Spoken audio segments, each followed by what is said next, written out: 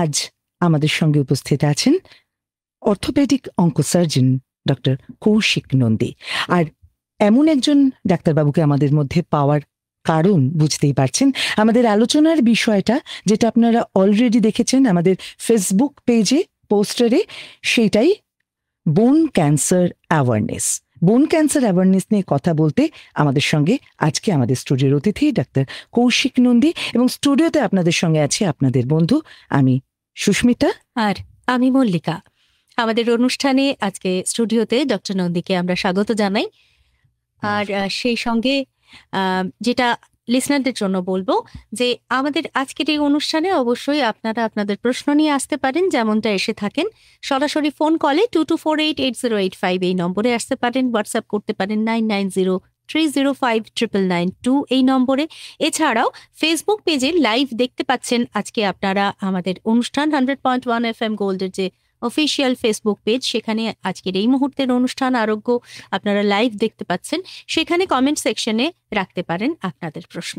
সবকিছু নিয়ে আমরা হাজির 100.1 FM গোল্ডের আরোগ্যতে।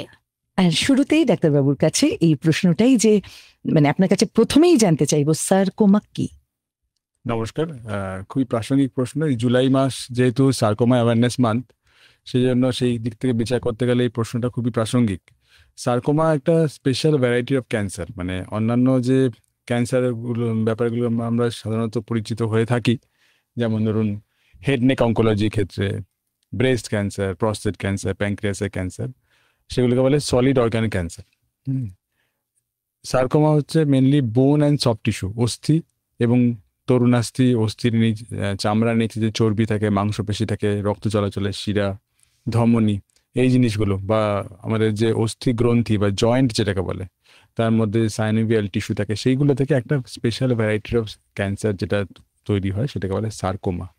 সারকোমা খুব লিমিটেড, এর ইনসিডেন্স খুবই কম। হ্যাঁ, সেটা জানতে চাই। এটা খুবই রেয়ার ভ্যারাইটি। তাও যদি পার্সেন্টেজে বলেন? Less than 0.2%। যত রকমের ক্যান্সার আছে তার মধ্যে হাড় এবং মাংসপেশির ক্যান্সার, এর ইনসিডেন্স 0.2%-এর চেয়েও কম, মানে এতটাই রেয়ার। এবং সেই কারণেই দেশের মধ্যে এবং পৃথিবীর মধ্যে বেশ হাতে গোনা কয়েকটি ডেডিকেটেড সেন্টার, যেগুলোকে টারশিয়ারি ক্যান্সার সেন্টার বলে, তার মধ্যে সারকোমা সার্ভিসেস কিন্তু তার মধ্যেও কয়েকটি হাতে গোনা জায়গাতেই একমাত্র এই সার্ভিসটা পাওয়া যায়। আচ্ছা, এই সারকোমা যেটা বললেন যে হাড়ের মধ্যে বা তরুণাস্থের মধ্যে এটা ঘটে, এর কি বিশেষ কোনো কারণ, বিশেষ কোনো বিষয়, শারীরিক কোনো বিষয় কি রয়েছে যে এটা থাকলে এটা হওয়ার সম্ভাবনা? মানে লক্ষণগুলো, লক্ষণ আর কারণটা আমি জানতে চাইছি বিষয় কি, শারীরিক কোনো বিষয় কি থাকতে পারে যে এটা থাকলে এটার পসিবিলিটিটা আসবে, এরকম কোনো বিষয়? ইম্পর্টেন্ট প্রশ্ন। যেটা বেশি কমন সেটা আমি আগে বলে নিই। সারকোমার কোনো সেরকম কিন্তু কজ এফেক্ট রিলেশন নেই। যেমন ধরুন লাং ক্যান্সারের ক্ষেত্রে smoking, environmental pollution, head neck মানে মুখগহ্বরের ক্যান্সারের ক্ষেত্রে তামাক জাতীয় পদার্থ সেবন করা, সেগুলোর যেমন সম্পর্ক থাকে। এবং এছাড়া অন্যান্য ক্যান্সারের ক্ষেত্রে কিছু কজ এফেক্ট রিলেশন আবিষ্কার হয়েছে। সারকোমার ক্ষেত্রে সেরকম কিন্তু এখন অব্দি আবিষ্কার হয়নি। মানে আমাদের লাইফস্টাইলের কোনো সমস্যার জন্য এই অসুখ হয় না। কিন্তু সাধারণত আমাদের কাছে যে পেশেন্টরা আসে, তারা যেহেতু 20-30 বছর বয়সের নিচে তাদের বয়সটা, তো তারা হয়তো দেখা যায় আমাদের কাছে কমপ্লেন করে তারা স্কুলে গিয়ে কোনো রকম ভাবে কোনো চোট পেলো, বা খেলতে গিয়ে কোনো রকম চোট পেলো, সুইমিং পুলে গিয়ে কোনো রকম চোট পেলো, সেইখানে তখন তাদের দৃষ্টির আকর্ষণ হয়। এরকম ব্যাপারটা নয় যে চোট আঘাত লাগার জন্য তার থেকে হাড় ভেঙে গিয়ে সারকোমাটা হয়েছে। সারকোমাটা আগে থেকেই শরীরের মধ্যে তৈরি হয়েছিল, সামান্য চোট আঘাতে সেই হাড়টা, দুর্বল হাড়টা ভেঙে যাওয়ার কারণে সেটা তাদের দৃষ্টি আকর্ষণ করে। এটা হচ্ছে সারকোমার মেন প্রেজেন্টেশনটা। আরেকটা আপনি যেটা বললেন, কিছু হাতে গোনা, ধরুন টোটাল সারকোমাকে যদি আমি 100 ধরে থাকি, তার মধ্যে 15% পেশেন্টের ক্ষেত্রে কিন্তু এটা পারিবারিক বা ফ্যামিলিয়াল ট্রান্সমিশন থাকে। এবার এইটা খুব কনফিউশন আমাদের কাছে। যখনই আমরা বলি যে, মানে আপনার যে প্রশ্নটা, সেটা আমাদের কাছে রোগীরা রোজ করে, সারকোমা আমার কেন হয়েছে, কেন আমার সারকোমা হলো, আমি তো কিছু করিনি।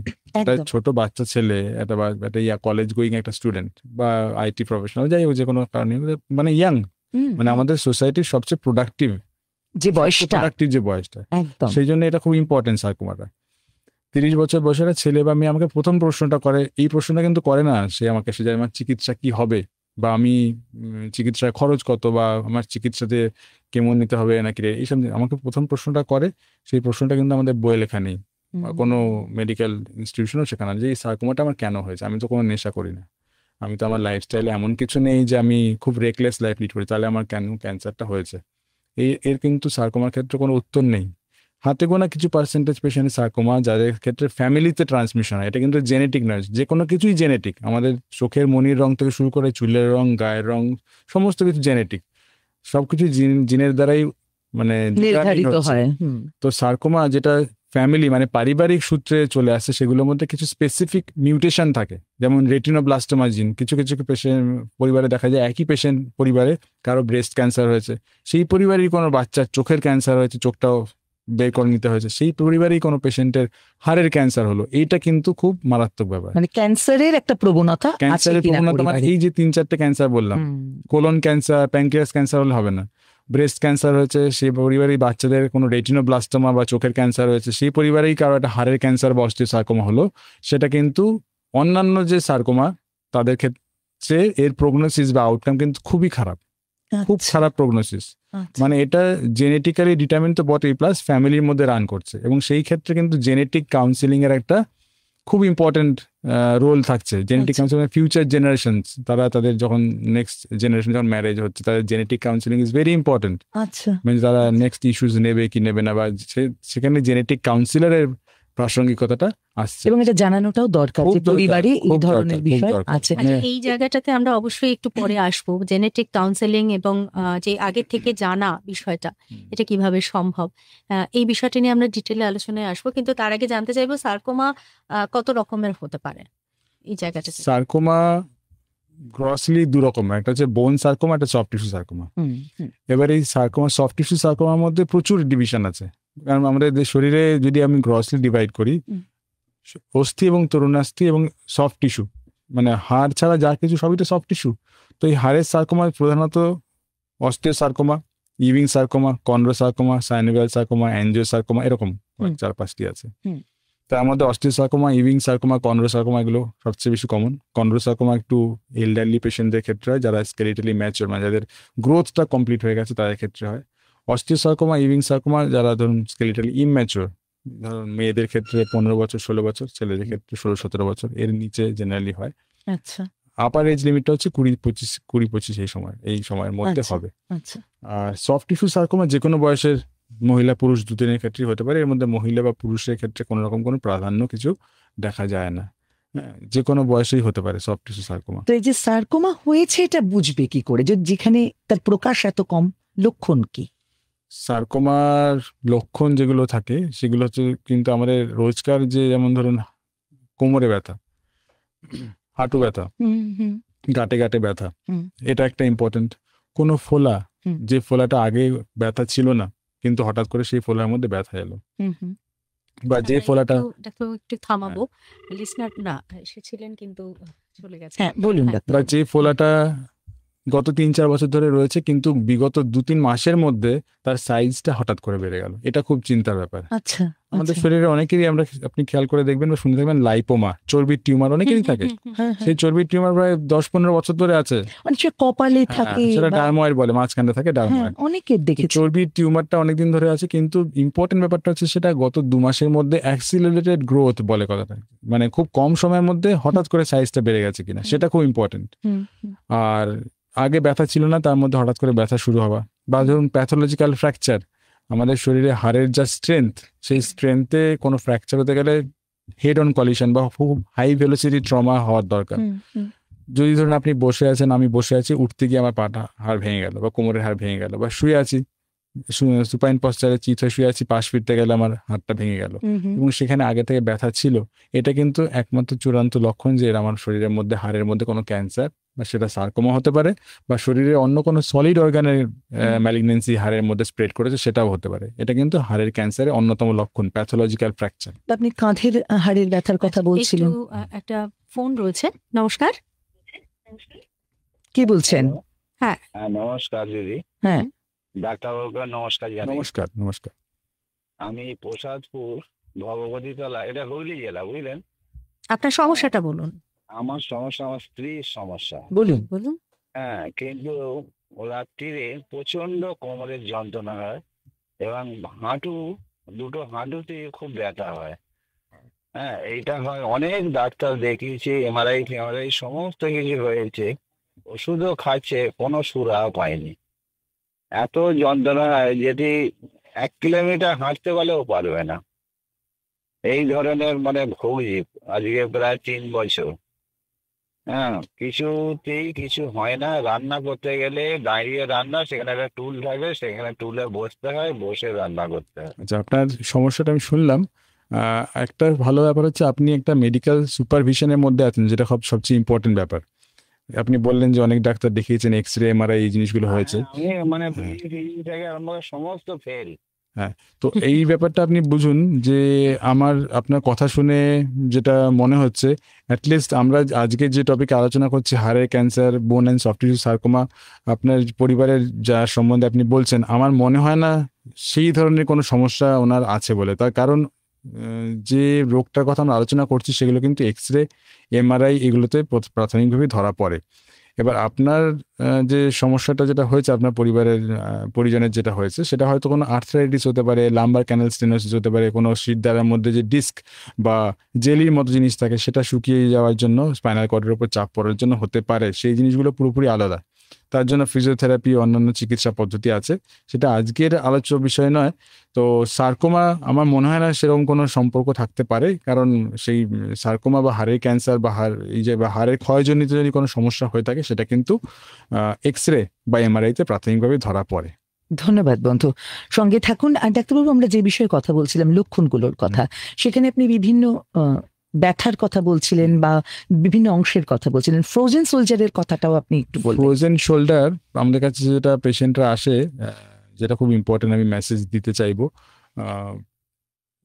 অনেক সময় আমরা দেখুন, গাঁটে গাঁটে ব্যথা, arthritis, sugar, pressure, bronchial asthma, কোমরে ব্যথা, এগুলো তো সব ঘরে ঘরে। তো অনেক ক্ষেত্রে কিন্তু আমরা দেখি পেশেন্টরা আমাদের কাছে আসে, বিগত 10 বছর ধরে তারা ফ্রোজেন শোল্ডারের চিকিৎসা করছেন, বা সার্ভাইকাল স্পন্ডিলোসিসের চিকিৎসা করছেন, বা লাম্বার স্পন্ডিলোসিসের চিকিৎসা করছেন, বা হাঁটুতে বাতের ব্যথার চিকিৎসা হচ্ছে, বিভিন্ন রকম চিকিৎসা হচ্ছে। সেটা অ্যালোপ্যাথি হতে পারে, হোমিওপ্যাথি, আয়ুর্বেদিক, যাই হতে পারে, কিন্তু তার কোনো বেসিক ইনভেস্টিগেশন বা কোনো পরীক্ষা নিরীক্ষা, কোনো একটা এক্সরে হয়নি। অনেক সময় আমাদের একটা খারাপ যেটা হ্যাবিট থাকে, ওভার দ্য কাউন্টার ড্রাগস, যেটা আমরা ওভার দ্য কাউন্টার ব্যথার ওষুধ খেয়ে নিলাম, কমে গেল। হ্যাঁ, তো আমাদের যেহেতু এখানে ওভার দ্য কাউন্টার ড্রাগের খুব প্রচলন আছে, সেই জন্য সেই জিনিসগুলো আমাদের স্ক্যানারে আসে না, বা চিকিৎসা বিজ্ঞানের যে ইনভেস্টিগেশনগুলো আছে সেই স্ক্যানারে আসে না। তো সেই ক্ষেত্রে দেখা যায় যেমন 90% পেশেন্ট যাদের ফ্রোজেন শোল্ডারের জন্য চিকিৎসা চলছে, তাদের হয়তো ফ্রোজেন শোল্ডারই আছে, কিন্তু 10% পেশেন্টের কিন্তু ফ্রোজেন শোল্ডারের জায়গায় সেখানে কোনো হাড়ের টিউমার বা ক্যান্সার থাকতে পারে, বা সফট টিস্যু সার্কোমা থাকতে পারে, যেটা নাকি আনডায়াগনোজড আছে, নির্ধারিত এখনো হয়নি। একটা সামান্য plain good quality X-ray, digital X-ray, যেটা নাকি আজকালকার দিনে যে কোনো সরকারি বেসরকারি যে কোনো জায়গাতেই অ্যাভেলেবেল, এবং তার খুব চিপ, সস্তা, সেটা সব জায়গাতে অ্যাভেলেবেল, সেটা করলেই কিন্তু ধরা পড়ে।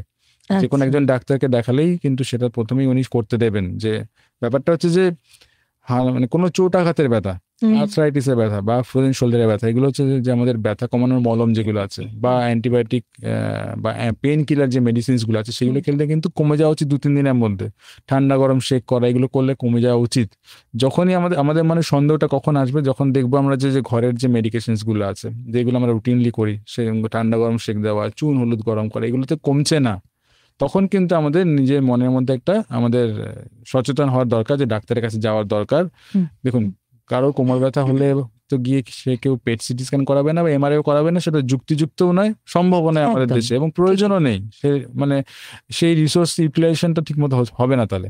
কিন্তু ডাক্তারের কাছে গেলে উনি একজন জেনারেল ফিজিশিয়ান হতে পারেন, বা অর্থোপেডিক্সের ডাক্তার হতে পারেন, যিনি ওনার সিমটমসটা দেখে, ওনার যে গতি প্রকৃতি, সেটা দেখে বুঝতে পারবেন যে ওনার এক্সরে করা দরকার কিনা, এমআরআই করা দরকার কিনা, সেই জিনিসগুলো বলতে পারবেন। তো এটা ইম্পর্টেন্ট।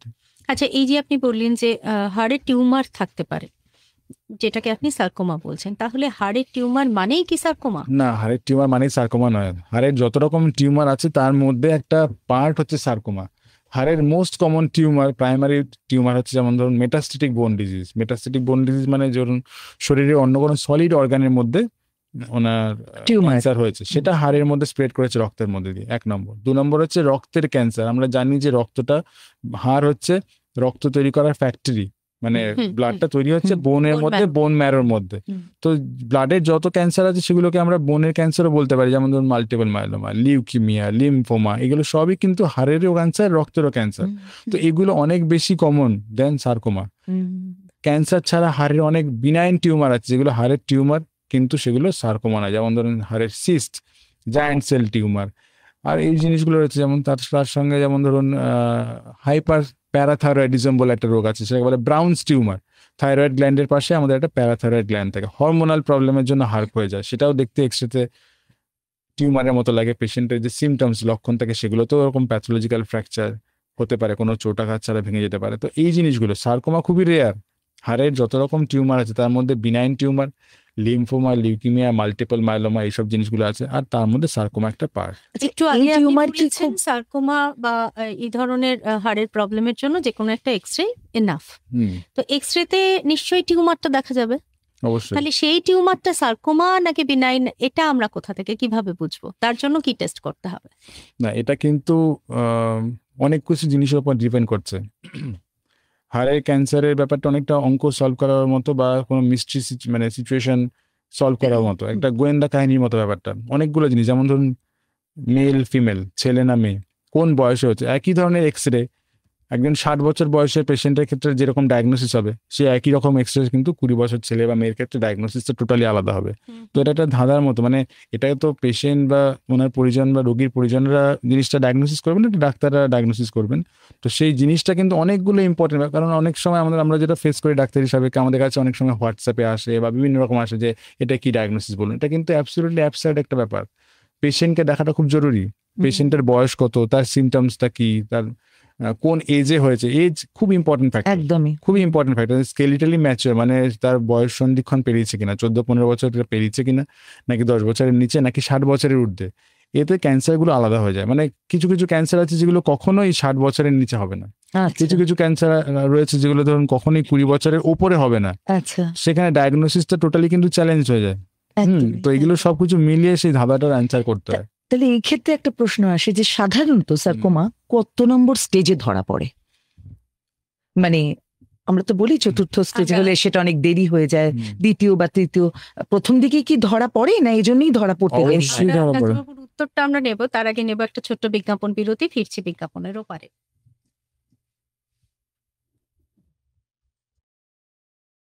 50-এর মধ্যে অতিরিক্ত ওজন বা মেদবৃদ্ধি একটি জাতীয় চ্যালেঞ্জ হয়ে উঠতে পারে, যার প্রভাব আমাদের স্বাস্থ্য এবং প্রগতি দুইয়ের ওপরই পড়তে পারে। কিন্তু আমরা একজোট হয়ে এই চ্যালেঞ্জের বিরুদ্ধে লড়াই করতে পারি। अगर आप खाने के तेल में कटौती करते हैं, अपने को फिट रखते हैं, तो ये विकसित भारत की यात्रा में आपका एक बड़ा योगदान होगा। মাননীয় প্রধানমন্ত্রী শ্রী নরেন্দ্র মোদীর আহ্বানে গোটা দেশ নিচ্ছে একটি অঙ্গীকার, তেলের মাত্রা কমাবো, স্বাস্থ্যকে আপন করে থাকবো, অতিরিক্ত নুন এবং চিনি থেকে দূরত্ব বজায় রাখবো, স্বাস্থ্যকর খাবার ও সুস্থ থাকা, এটাই জীবন যাপনের সঠিক রাস্তা। আসুন ইট রাইট ইন্ডিয়ার মাধ্যমে সুস্থ ও স্বাস্থ্যকর ভারতের এই মিশনে হই ভাগিদার। সুস্বাস্থ্যের জন্য FSSAI দ্বারা জনস্বার্থে জারি। গানে কথায় গোল্ডেন সময়। আপনি শুনছেন 100.1 FM gold, 100.1 FM gold, FM gold.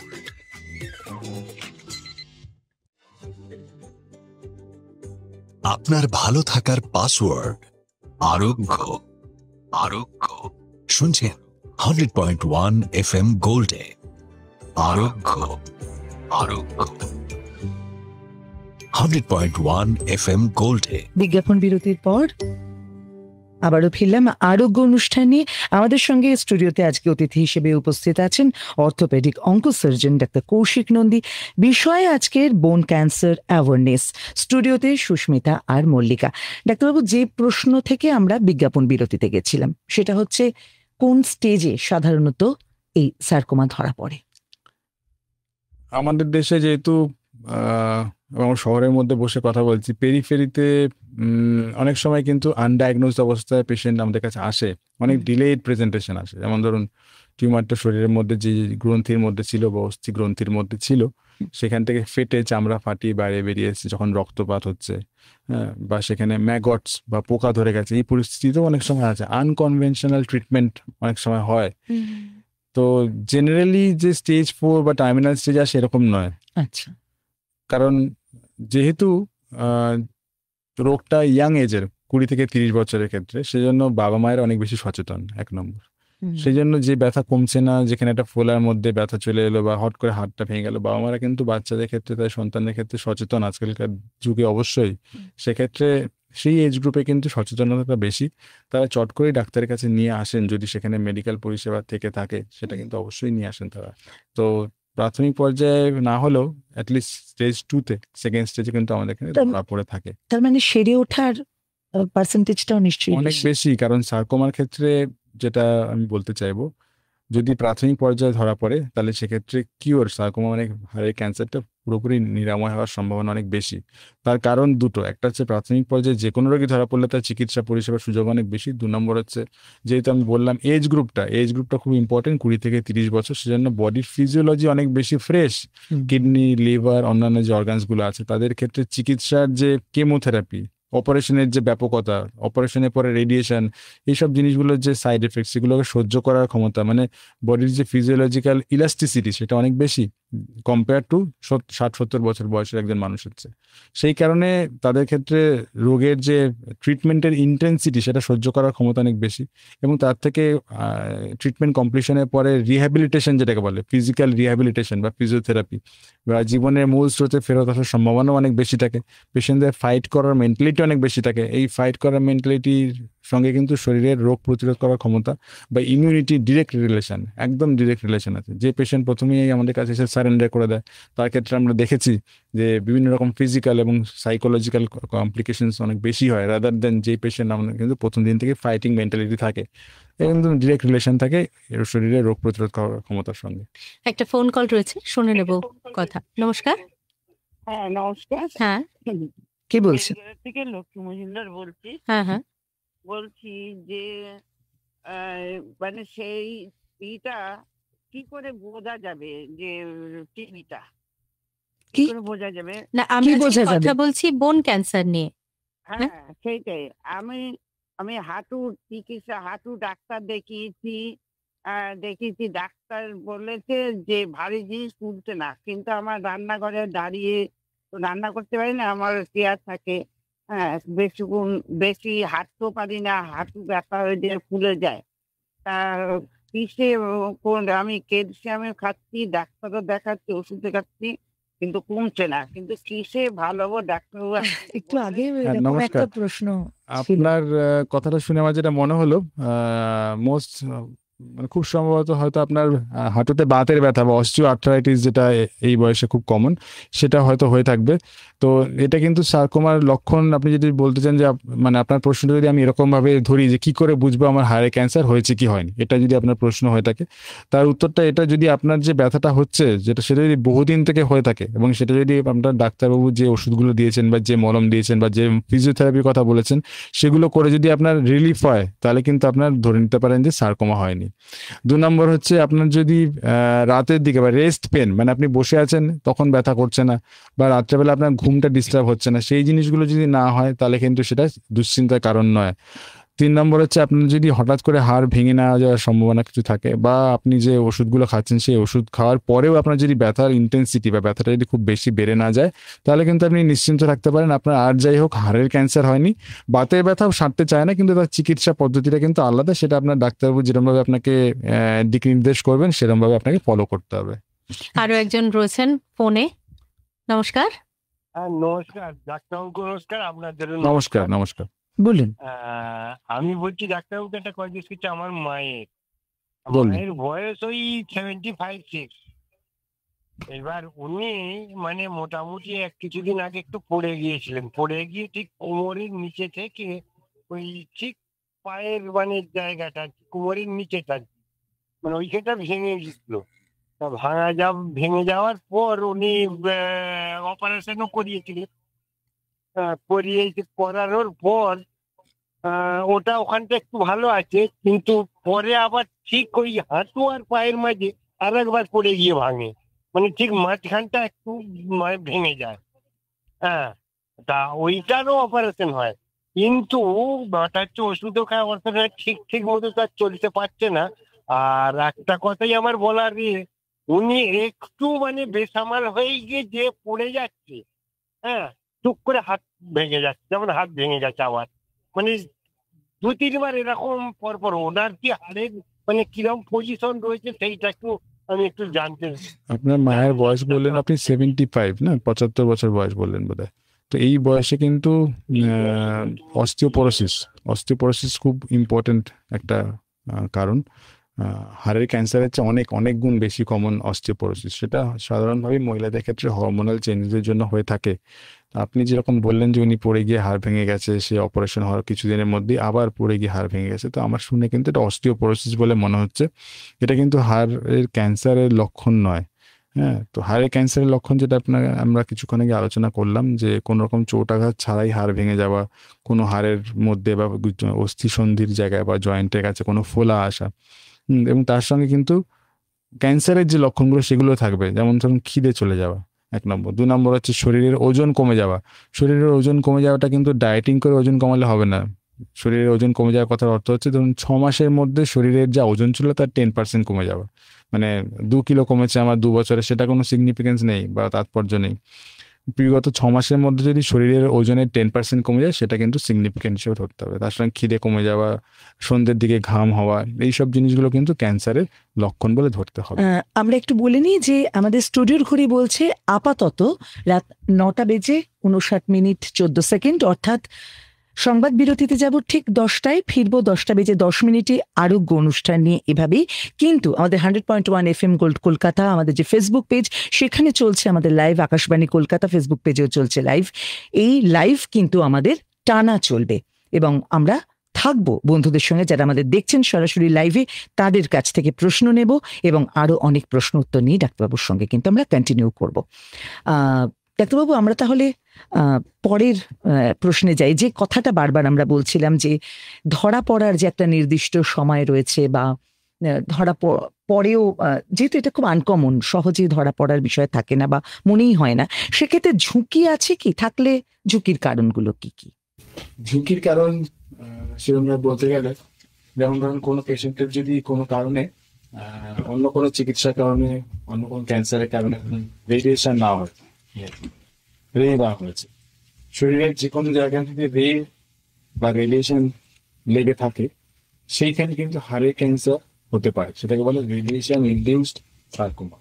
তবে সেই জিনিসটা হতে গেলে রেডিয়েশনের একটা স্পেসিফিক ডোজ এবং তার একটা সময়সীমা লাগে, মানে অ্যাটলিস্ট 8 থেকে 10 বছর হওয়ার পরে কিন্তু সেখানে রেডিয়েশন ইনডিউসড সার্কোমা বলে।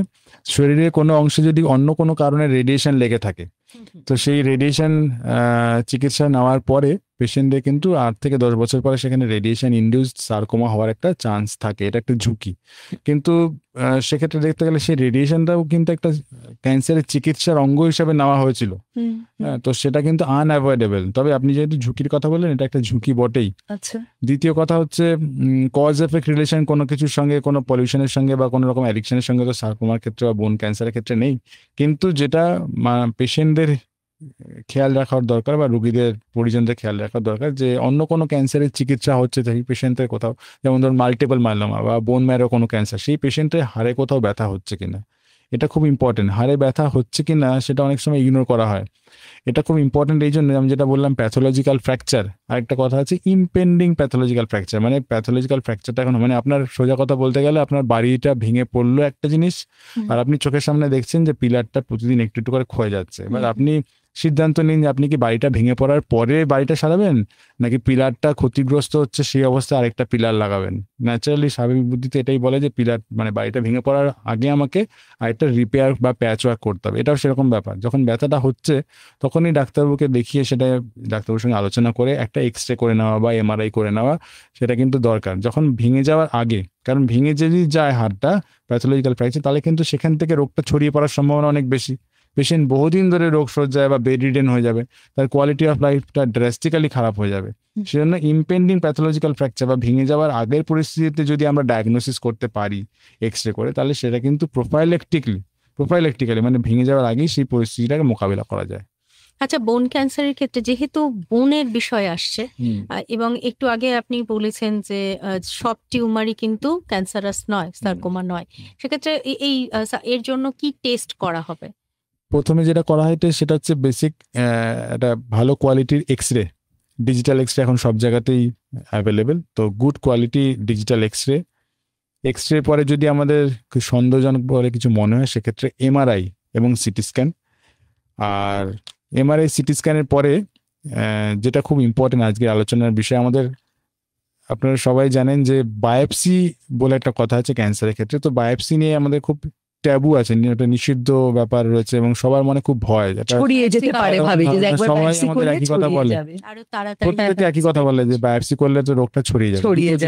দুটো জিনিস, একটার মধ্যে প্রথম কথা হচ্ছে বায়োপসিটা ক্যান্সার ডায়াগনোসিস করার ক্ষেত্রে আনঅ্যাভয়েডেবল, মানে কোনো এই স্টেপটা বাইপাস করার কোনো জায়গায় নেই। তাহলে বায়োপসি না করা মানে হচ্ছে চিকিৎসা না করানো। তাহলে এনিওয়ে আপনার ক্যান্সারটা ছড়াবেই, মানে কনফার্ম করতে হবে 100%। বায়োপসি করতেই হবে, এবং বায়োপসি আমরা যখনই বলি তখন পেশেন্টরা করে আসে, 90% পেশেন্ট করে আসে এফএনএসি হচ্ছে ফাইন নিডল অ্যাসপিরেশন সাইটোলজি।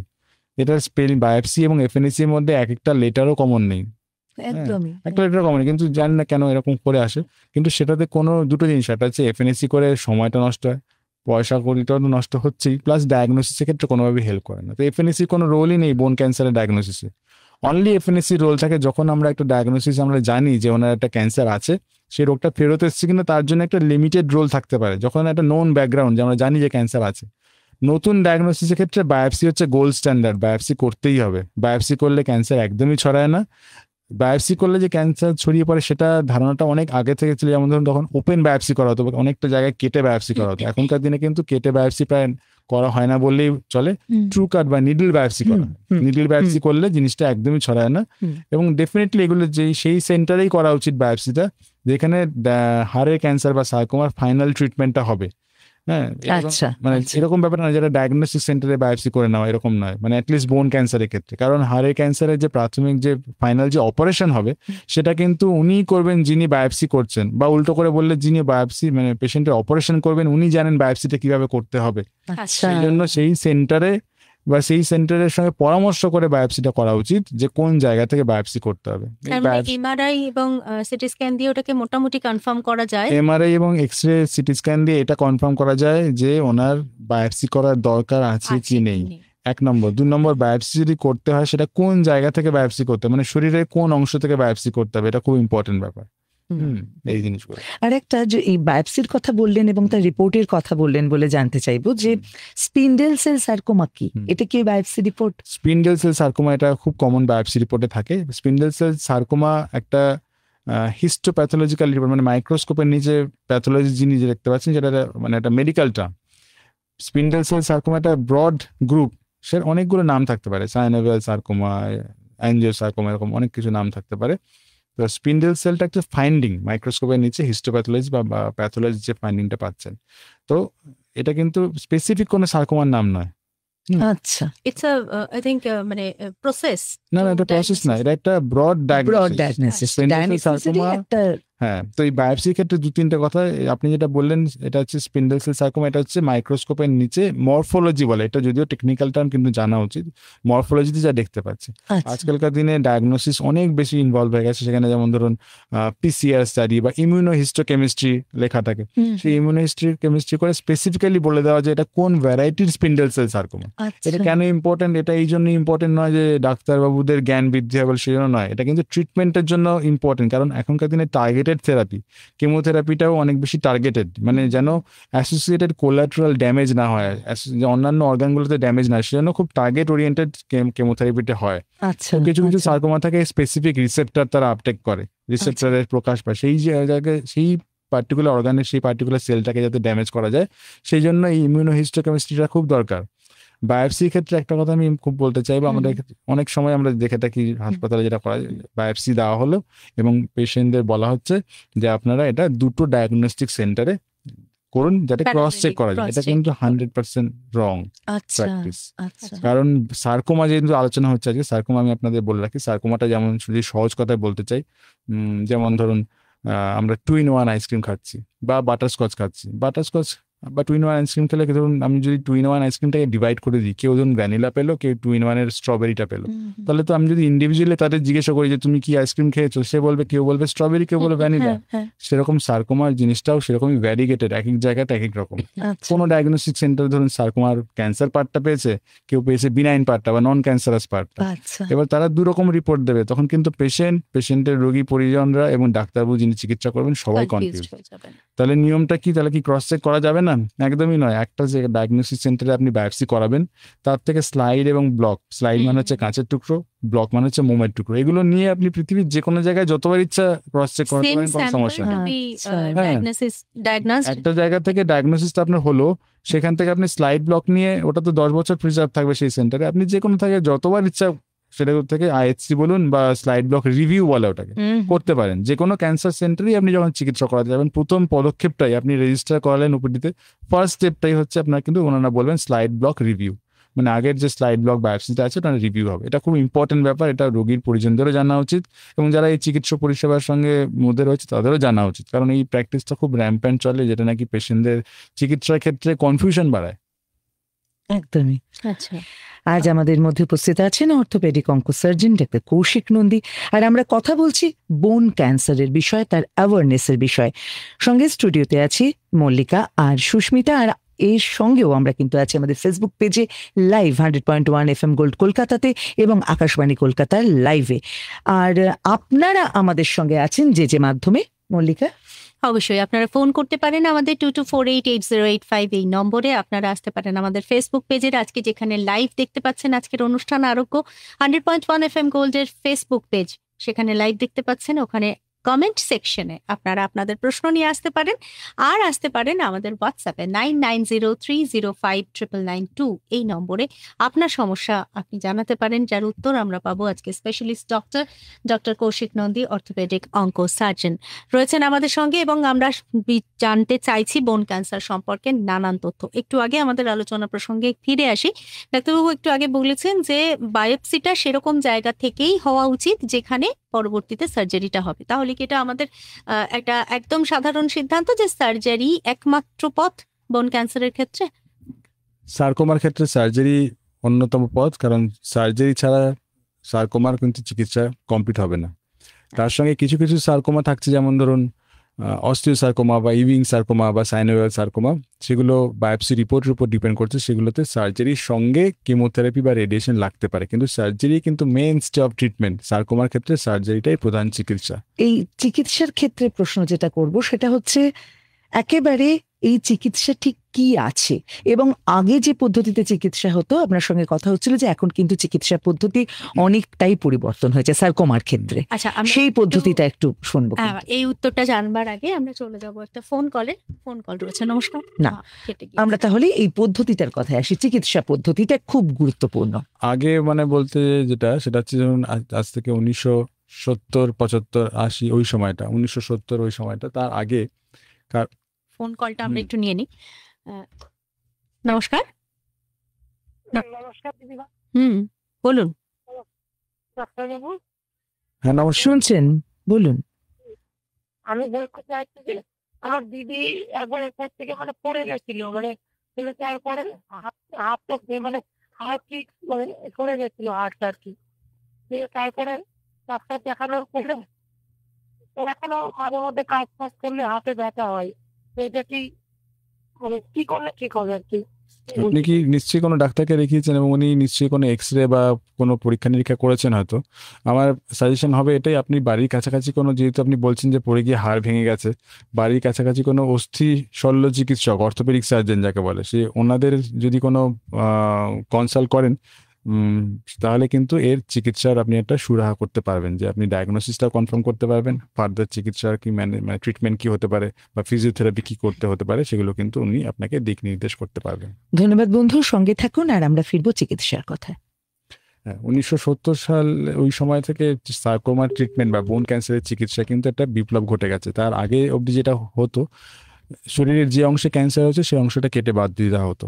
সেটাকে বলে সাধারণ ভাষায় বলে, মানে ডাক্তারি পরিভাষায় বলে অ্যাম্পুটেশন বা ডিসআর্টিকুলেশন। সেটা করলে দুটো জিনিস, মানে এই বিশ্বাস থেকে করা হতো যে মাথা নেই, মাথা ব্যথাও নেই, ব্যাপারটা এরকম।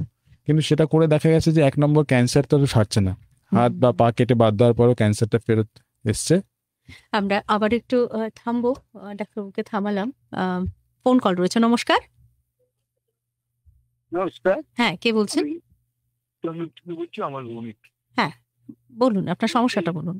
এখন সমস্যাটা হচ্ছে আমার নয়, সাধারণভাবে যেটা হচ্ছে আমাদের প্রতিবেশী বা গ্রামের বা শহরের লোকে যে বোন ক্যান্সার ডিটেক্ট হলো, কিন্তু এই চিকিৎসাটা এত ব্যয়বহুল হয়ে গেছে, বিশেষ করে সরকারি হাসপাতাল তো খুবই সীমিত, সেখানে রোগীও প্রচুর, যার ফলে এটা গ্যাস হয়, চত্বর করে বেড়ে যায়, তার নানা রকম আরো উপসর্গ, আরো সমস্যা হয়।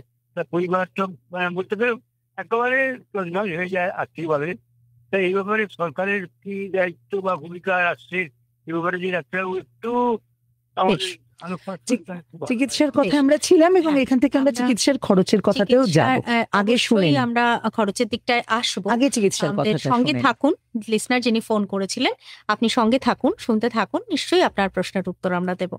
অ্যাম্পুটেশন এবং ডিসআর্টিকুলেশনে যেটা হতো সেটা হচ্ছে যে রোগটা তো মানে টেম্পোরারিলি সারতো, এই বিশ্বাস থেকে করা হতো যে শরীরের যে অংশে ক্যান্সারটা হচ্ছে সেই অংশটা কেটে বাদ দেওয়া হলো। কিন্তু সেটা করে দেখা গেল যে কিছুদিনের মধ্যেই পেশেন্টের সেই ক্যান্সারটা ফেরত আসছে। এবং দ্বিতীয় কথা হচ্ছে পেশেন্ট কিন্তু চিকিৎসা শেষ হওয়ার পরে, অপারেশনের পরে বা অ্যাম্পুটেশন বা ডিসআর্টিকুলেশনের পরে সমাজের মূল স্রোতে ফিরে যেতে পারছে না। তার অকুপেশন, তার যে কাজকর্মের জায়গাটা সেটা নষ্ট হয়ে যাচ্ছে, সে সোসাইটিতে এবং পরিবারেও তাকে কেউ গ্রহণ করছে না, তাদের সোশ্যাল স্টিগমা হয়ে যাচ্ছে। তারপরে 1970, 75, 80 দশকে যখন সিটি স্ক্যান, এমআরআই, এই ধরনের ইমেজিংগুলো, এই ধরনের যে ইমেজিং টেকনিকগুলো আসলো, তার সঙ্গে কেমোথেরাপির ক্ষেত্রে একটা রিভলিউশন চলে এলো, যে সেটাকে বলে মাল্টি ড্রাগ কেমোথেরাপি। সেই কেমোথেরাপি আসলো, সেই কেমোথেরাপিটা অনেক বেশি টার্গেট ওরিয়েন্টেড কেমোথেরাপি আসলো। সার্জারির যে টেকনিক, অপারেশনের যে অস্থিশল্য চিকিৎসার যে অঙ্ক সার্জারির যে চিকিৎসার যে টেকনিক, সেগুলোর ব্যাপারে অনেক কিছু পরিশীলিত ব্যাপার জিনিসগুলো আসলো। তার ফলে সার্কোমা ট্রিটমেন্টটা কিন্তু অনেকটাই বেশি চেঞ্জ হয়ে গেছে। এখনকার দিনে হাতে গোনা কিছু সিচুয়েশন বা হাতে গোনা কয়েকজন পেশেন্টের ক্ষেত্রে ছাড়া অ্যাম্পুটেশন বা ডিসআর্টিকুলেশন করার প্রয়োজনই পড়ে না। অঙ্গ প্রতিস্থাপন বা অঙ্গহানির কিন্তু সম্ভাবনা অনেকটাই কমে গেছে, যেটাকে বলে লিম্ব স্যালভেজ সার্জারি। সেটাই আজকালকার দিনে সারা পৃথিবীব্যাপী যে সমস্ত জায়গাতে সার্কোমার চিকিৎসা হচ্ছে, সব জায়গাতে কিন্তু লিম্ব স্যালভেজ সার্জারি বা অঙ্গ প্রতিস্থাপন বা অঙ্গ স্থাপনের চিকিৎসাই হচ্ছে, যেখানে মানে হাত বা পাটা বা যে অংশে মানে সার্কোমাটা হয়েছে সেই শাখাটাকে বাঁচিয়ে রেখে ক্যান্সারটাকে শরীর থেকে নির্মূল করা হয়। এবং তারপরে যে বায়োপসি রিপোর্টের উপর নির্ভর করে যে কেমোথেরাপি বা রেডিয়েশন ওনার লাগবে কি লাগবে না। তো অঙ্গহানির এখন সম্ভাবনা খুবই কম যদি সেটা প্রাথমিক পর্যায়ে ধরা পড়ে, এটা খুব গুরুত্বপূর্ণ কথা। বাহ, সেক্ষেত্রে এবার আসবো বন্ধু যেটা বলছিলেন, চিকিৎসার খরচ কেমন বা কোথায়, উনি যেটা বলছিলেন যে সরকারি ক্ষেত্রে কোনো সুবিধা আছে কিনা। সরকারি ক্ষেত্রে অবশ্যই সুবিধা আছে, যেমন ধরুন যে কথাগুলো আমি বললাম, CT scan, MRI, PET CT, whole body PET CT scan. PET CT scan হচ্ছে সার্কোমা পড়ার পরে বা হাড়ের ক্যান্সার ধরা পড়ার পরে আমরা সবাই জানি, যে কেউ জিজ্ঞেস করে যে ক্যান্সারটা কোন স্টেজে ধরা পড়েছে, এটাকে বলে স্টেজিং। ডায়াগনোসিসটা হয় বায়োপসি দিয়ে এবং স্টেজিংটা হচ্ছে PET CT scan, whole body PET CT scan বা দিয়ে বা সিটি স্ক্যান বা এমআরআই এর, হোল বডি এমআরআই এর উপরে। তো এইগুলো কিন্তু খুবই ব্যয়বহুল পরীক্ষা নিরীক্ষা ডায়াগনোসিসের ক্ষেত্রে। দ্বিতীয় হচ্ছে যখন ধরুন সার্জারি বা অপারেশন হবে, সেই অপারেশনের ক্ষেত্রে যেহেতু নতুন নতুন টেকনিক্স আবিষ্কার হচ্ছে, সেই জিনিসগুলো কিন্তু খুবই ব্যয়বহুল। কেমোথেরাপির ওষুধগুলো খুব ব্যয়বহুল। কিন্তু সরকারি যে পরিষেবা রয়েছে তার মধ্যে এসএসকেএম হাসপাতালের কথা আমি বলবো। এসএসকেএম হাসপাতালে কিন্তু এই অস্থি শল্য চিকিৎসা ডিপার্টমেন্টের আন্ডারে, অর্থোপেডিক ডিপার্টমেন্টের আন্ডারে সার্কোমার ট্রিটমেন্ট, বোন ক্যান্সারের ইউনিট আলাদা করে স্থাপন করা হয়েছে। যত আমাদের পশ্চিমবঙ্গের মধ্যে যত মেডিকেল কলেজ রয়েছে বা সরকারি পরিষেবা রয়েছে, তার মধ্যে এসএসকেএম হাসপাতালই একমাত্র হাসপাতাল যেখানে অস্থি ক্যান্সারের ক্ষেত্রে আলাদা করে ইউনিট, মানে অর্থোপেডিক ইউনিটের আন্ডারে রয়েছে। এছাড়া মেডিকেল কলেজ বলুন, আরজিকর বা নর্থ বেঙ্গল, এই সমস্ত জায়গাগুলোতে রিজিওনাল ক্যান্সার সেন্টার, সেখানেও কিন্তু অর্থোপেডিক্স, এই বোন ক্যান্সারের কেমোথেরাপির পার্টটা, রেডিয়েশন পার্টটা হয়। সার্জারি পার্টটা শুধু আমাদের এসএসকেএম হাসপাতালেই হচ্ছে, কিন্তু বাকি কেমোথেরাপি, রেডিয়েশন কিন্তু সমস্ত সরকারি হাসপাতালেই হচ্ছে। আচ্ছা, আমাদের এই মুহূর্তে একটা বিজ্ঞাপন বিরতিতে যেতে হবে, তারপর ফিরছি। মূল ভাবুন তো, অনুষ্ঠান। 2050-এর মধ্যে অতিরিক্ত ওজন বা মেদবৃদ্ধি একটি জাতীয় চ্যালেঞ্জ হয়ে উঠতে পারে, যার প্রভাব আমাদের স্বাস্থ্য এবং প্রগতি দুইয়ের ওপরই পড়তে পারে। কিন্তু আমরা একজোট হয়ে এই চ্যালেঞ্জের বিরুদ্ধে লড়াই করতে পারি। अगर आप खाने के तेल में कटौती करते हैं, अपने को फिट रखते हैं, तो ये विकसित भारत की यात्रा में आपका एक बड़ा योगदान होगा। মাননীয় প্রধানমন্ত্রী শ্রী নরেন্দ্র মোদীর আহ্বানে গোটা দেশ নিচ্ছে একটি অঙ্গীকার: তেলের মাত্রা কমাবো, স্বাস্থ্যকে আপন করে থাকবো, অতিরিক্ত নুন এবং চিনি থেকে দূরত্ব বজায় রাখবো, স্বাস্থ্যকর খাবার ও সুস্থ থাকা, এটাই জীবন যাপনের সঠিক রাস্তা। আসুন, ইট রাইট ইন্ডিয়ার মাধ্যমে সুস্থ ও স্বাস্থ্যকর ভারতের এই মিশনে হই ভাগিদার। সুস্বাস্থ্যের জন্য FSSAI দ্বারা জনস্বার্থে জারি।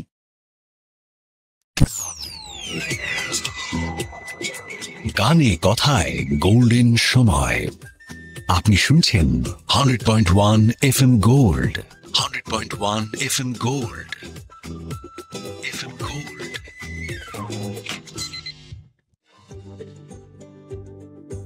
আপনার ভালো থাকার পাসওয়ার্ড আরোগ্য। আরোগ্য শুনছেন 100.1 FM গোল্ডে। আরোগ্য। আরোগ্য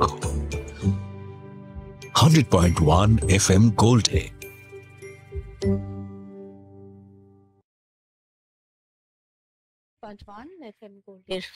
100.1 FM গোল্ডের অনুষ্ঠান শুনছেন আরোগ্য। সুস্মিতা আর মল্লিকার সঙ্গে আমাদের সঙ্গে রয়েছেন ডক্টর কৌশিক নন্দী, অর্থোপেডিক অঙ্কোসার্জন। তার কাছ থেকে আমরা জানছি বোন ক্যান্সার সম্পর্কে নানান কথা। ইতিমধ্যেই আমাদের ফেসবুক পেজে যারা দেখছেন এই অনুষ্ঠান, সেটা 1000 পেরিয়ে 1500 প্রায় ভিউজ রয়েছে।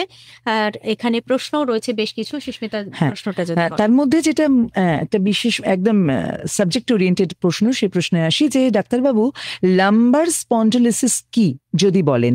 সাগর দাস, বৈরাগী। লাম্বার স্পন্ডিলোসিস হচ্ছে শরীরের একটা ডিজেনারেটিভ কন্ডিশন। ডিজেনারেটিভ কন্ডিশন কথার মানে যেমন ধরুন অস্টিও আর্থ্রোসিস নি জয়েন্ট, এটা কিন্তু কোনো রোগ নয়।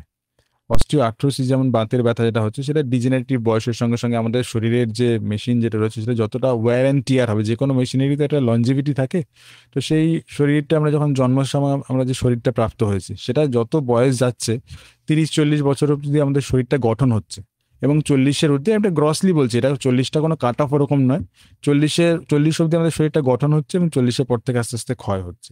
তো এই ওয়্যার অ্যান্ড টিয়ার যেটা হচ্ছে সেটার উপর ডিপেন্ড করে এবং এটা লাইফস্টাইলের উপর নির্ভর করে। যারা যত বেশি আমাদের সিডেন্টারি লাইফস্টাইল, আমরা এখন এক্সারসাইজ করি না, ফাস্ট ফুড খাই, ইলেকট্রনিক মিডিয়াতে আমরা অনেক বেশি অ্যাট্রাক্টেড থাকছি, আমাদের ফিজিক্যাল অ্যাক্টিভিটি অনেক কমে গেছে। সেই কারণগুলোতে সেই সিডেন্টারি লাইফস্টাইলের জন্য আমাদের কিন্তু ডিজেনারেটিভ চেঞ্জেস, মানে আমাদের মাসেল উইকনেস যত বেশি হচ্ছে, মাসেলের পাওয়ার যত কমছে, শরীরের ওজনটা হাড়ের মধ্যে দিয়ে তত বেশি যাবে। সেই কারণে হাড়টা ক্ষয়ে যাবে। হাড়ের মধ্যে যে শক অ্যাবজর্বার থাকে দুটো হাড়ের মধ্যে, একটা ইন্টারভার্টিব্রাল ডিস্ক বা জিলেটিনের মতো একটা শক অ্যাবজর্বার থাকে, সেটা কিন্তু আস্তে আস্তে ক্ষয়ে যাবে, ফ্ল্যাট হয়ে যায়। তার ফলে সেটা স্পন্ডাইলোসিস হচ্ছে আপনার আর্থ্রাইটিস, মানে যেমন ধরুন নি জয়েন্টে যেটা আর্থ্রাইটিস, সেটাই যদি আপনার লাম্বার স্পাইনে হয় সেটা বলে লাম্বার স্পন্ডাইলোসিস। এটা তার হয়েছে জেনারেটিভ কন্ডিশন। এটা মেইন চিকিৎসা হচ্ছে কিন্তু ফিজিওথেরাপি, এক্সারসাইজটাই মেইন স্টে অফ ট্রিটমেন্ট। ওষুধপত্র দিয়ে কিছুদিন ব্যথাটাকে কমানো যেতে পারে, কিন্তু ওনাকে লাইফস্টাইল চেঞ্জেস, যোগাসন হতে পারে, সাঁতার কাটা হতে পারে, রানিং, সুইমিং, জগিং, যেটা ওনার পছন্দ, যেটা ওনার স্যুট করবে সেই জিনিসটা করতে হবে। মেইন চিকিৎসা হচ্ছে লাইফস্টাইল মডিফিকেশন, ফিজিওথেরাপি, রিহ্যাবিলিটেশন, এই জিনিসগুলো। আচ্ছা, চলে আসবো, একটা ফোন কল রয়েছে। নমস্কার, কে বলছেন? নমস্কার, আমি ব্যানার্জিহাট থেকে বলছি, দেবাশিস ঘোষ। বলুন। তো আমি বলতে চাইছি যে গত ডিসেম্বর মাসে আমি নিউরো সায়েন্সে ভর্তি ছিলাম। আচ্ছা। তো পিজির আন্ডারে নিউরো সায়েন্স যেটা হয়েছে ওখানে ভর্তি ছিলাম। এবার আমার হাতের পায়ের আঙুলগুলো সমস্ত বেঁকে গিয়েছিল। বেঁকে যাওয়ার পর নার্ভের ট্রিটমেন্ট চালিয়েছে। সেখানে আপনার পেসিডি স্ক্যান এবং হোল বডি এমআরআই করতে বলেছিল, কিন্তু তারপরে সে রিপোর্ট খুব একটা খারাপ হয়নি। এখনো আমার সেই যে আঙুলগুলো বেঁকে আছে এবং পায়ের হাড়ে যে কিছুদিন আগে যে অপারেশন হয়েছিল প্লেট সেটিং করে, প্রায় বছর 15 আগে, সেইখান থেকে ফের পেন হয় মাঝে মাঝে। তো এটা কি স্যার কি করলে, মানে কি করা যেতে পারে এর জন্য? হাড়ের যেখানে প্লেটিং হয়েছিল সেখান থেকে কি বলেন, রস পড়ে, পেন হয়? আচ্ছা দেখুন, হাড়ের যেখানে আপনার প্লেটিং হয়েছিল না, সেটা তো আপনি কি কারণে হয়েছে সেটা বললেন না, হয়তো কোনো অ্যাক্সিডেন্ট বা চোট আঘাতের জন্য হয়ে থাকতে পারে। তো শরীরে অ্যাক্সিডেন্ট হয়েছিল একটা। হ্যাঁ, তো Accident শরীরের ভিতরে কোনো জায়গায় প্লেট লাগানো থাকলে যদি ব্যথা হয়, তাহলে সেটা কিন্তু ডিসপ্লেস করে দেওয়া হয়েছে। খুলে দেওয়া হয়েছে। বেল করে দেওয়া হয়েছে। রিপ্লেস করা হয়েছে। বের করে দেওয়া হয়েছে। বের করে হ্যাঁ, তাহলে তো দেখুন প্লেটের কারণে তো ব্যথা হবে না। তো সেটা অনেক কারণে, যেমন আমি এইমাত্র আলোচনা করছিলাম ডিজেনারেটিভ ডিজিজ, যেমন ধরুন আপনি বলছেন যে হাড়ের যে জায়গাটাতে প্লেট লাগানো ছিল ওখানে ব্যথা হচ্ছে, তো সেটা অনেক সময় আমাদের কিন্তু রেফার্ড পেন, যেমন ধরুন হিপ জয়েন্ট বা কোমরের ব্যথা অনেক সময় হাঁটুতে হয়, এটাকে বলে রেফার্ড পেন। আসল কারণটা হচ্ছে কিন্তু কোমরের জয়েন্টে আর্থ্রাইটিস হচ্ছে, কিন্তু আমরা ব্যথাটা অনুভব করছি হাঁটুতে। এটা খুব ইম্পর্টেন্ট ব্যাপার। তো আপনার কোনো জয়েন্টে যদি আর্থ্রাইটিস হয়ে থাকে তার জন্য হতে পারে। প্লেট যেহেতু এখন ওখানে নেই, সেই জন্য ওখানে ইনফেকশন হওয়ার সম্ভাবনা বা ইনফেকশনের কারণে হাড়ে ব্যথা হওয়ার সম্ভাবনা কম। আপনার হাতের আঙুল যেগুলো বেঁকে গিয়েছে আপনি বললেন, সেটার এক্স্যাক্টলি কি কারণে ওই সময় আপনার নিউরোলজি বা নার্ভের যে সমস্যা হয়েছিল সেটা তো আমি বলতে পারছি না। তো নার্ভের সমস্যার কারণে অনেক সময় যদি মাসেল উইকনেস হয়ে গিয়ে থাকে, মাংসপেশির দুর্বলতার কারণে কিন্তু হাত পা বেঁকে গিয়ে থাকতে পারে। আচ্ছা, এই সার্কোমা, এটা নিয়ে এত আলোচনা, এর চিকিৎসা প্রতিহত করব কিভাবে আমরা? আর্লি ডায়াগনোসিসটাই একমাত্র উপায়। একমাত্র উপায়, কারণ এটা কিন্তু জিনিসটা তো ঘটছে জেনেটিক লেভেলে। সেটা কিন্তু আমাদের কিন্তু জেনেটিক ইঞ্জিনিয়ারিং এর মাধ্যমে চিকিৎসা কিন্তু আজকের ডেটেও আবিষ্কৃত হয়নি। তো ঘটনাটা ঘটাটাকে আমরা আটকাতে পারবো না, কিন্তু আমাদের সচেতনতাটা যদি আমরা বাড়াতে পারি যে কোন সময়তে আমরা জিনিসটাকে সন্দেহ করব, সেইটা যদি করতে পারি তাহলে আমরা কিন্তু এটা প্রাথমিক পর্যায়ে ধরতে পারবো। প্রাথমিক পর্যায়ে ধরতে পারলে তার চিকিৎসাটা আমরা প্রাথমিক পর্যায়ে করতে পারবো। তারপরে রোগটা কিন্তু কিওর বা নিরাময় হওয়ার দিকে যাবে, এবং চিকিৎসা শেষ হওয়ার পরে পেশেন্ট কিন্তু জীবনের মূল স্রোতে ফিরত আসার সম্ভাবনা অনেক বেশি, এটা মানে একটা খুব সার্জিক্যাল মরবিডিটিটা অনেক কম হবে আচ্ছা। যদি প্রাথমিক পর্যায়ে ধরা পড়ে। সেক্ষেত্রে আমাদের ভারতবর্ষে সার্কোমা আক্রান্তের সংখ্যা কত?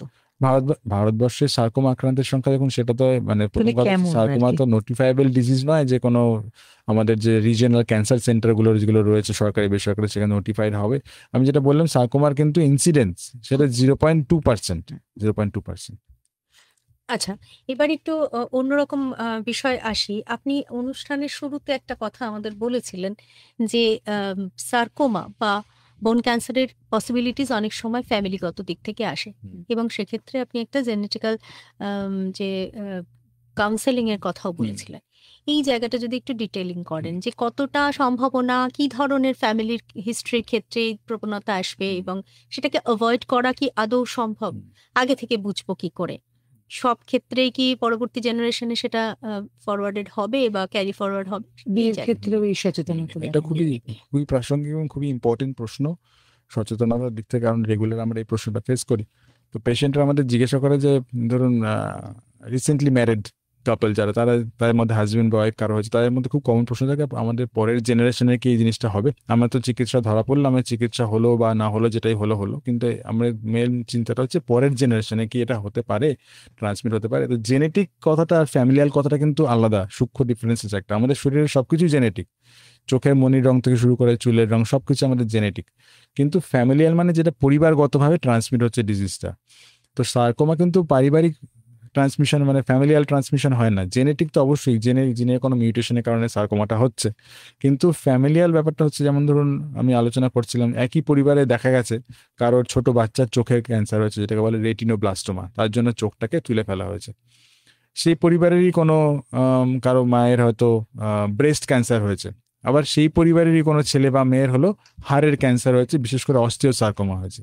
সেক্ষেত্রে একটা জেনেটিক মিউটেশন যেটাকে বলে P53, এর একটা স্পেসিফিক জিন P53 মিউটেশন, এটা কিন্তু খুব ইম্পর্টেন্ট। তো এই ধরনের মিউটেশনটা বা এই ধরনের জেনেটিক অ্যাসোসিয়েশনটা ডায়াগনোসিস করাটা ইম্পর্টেন্ট কেন?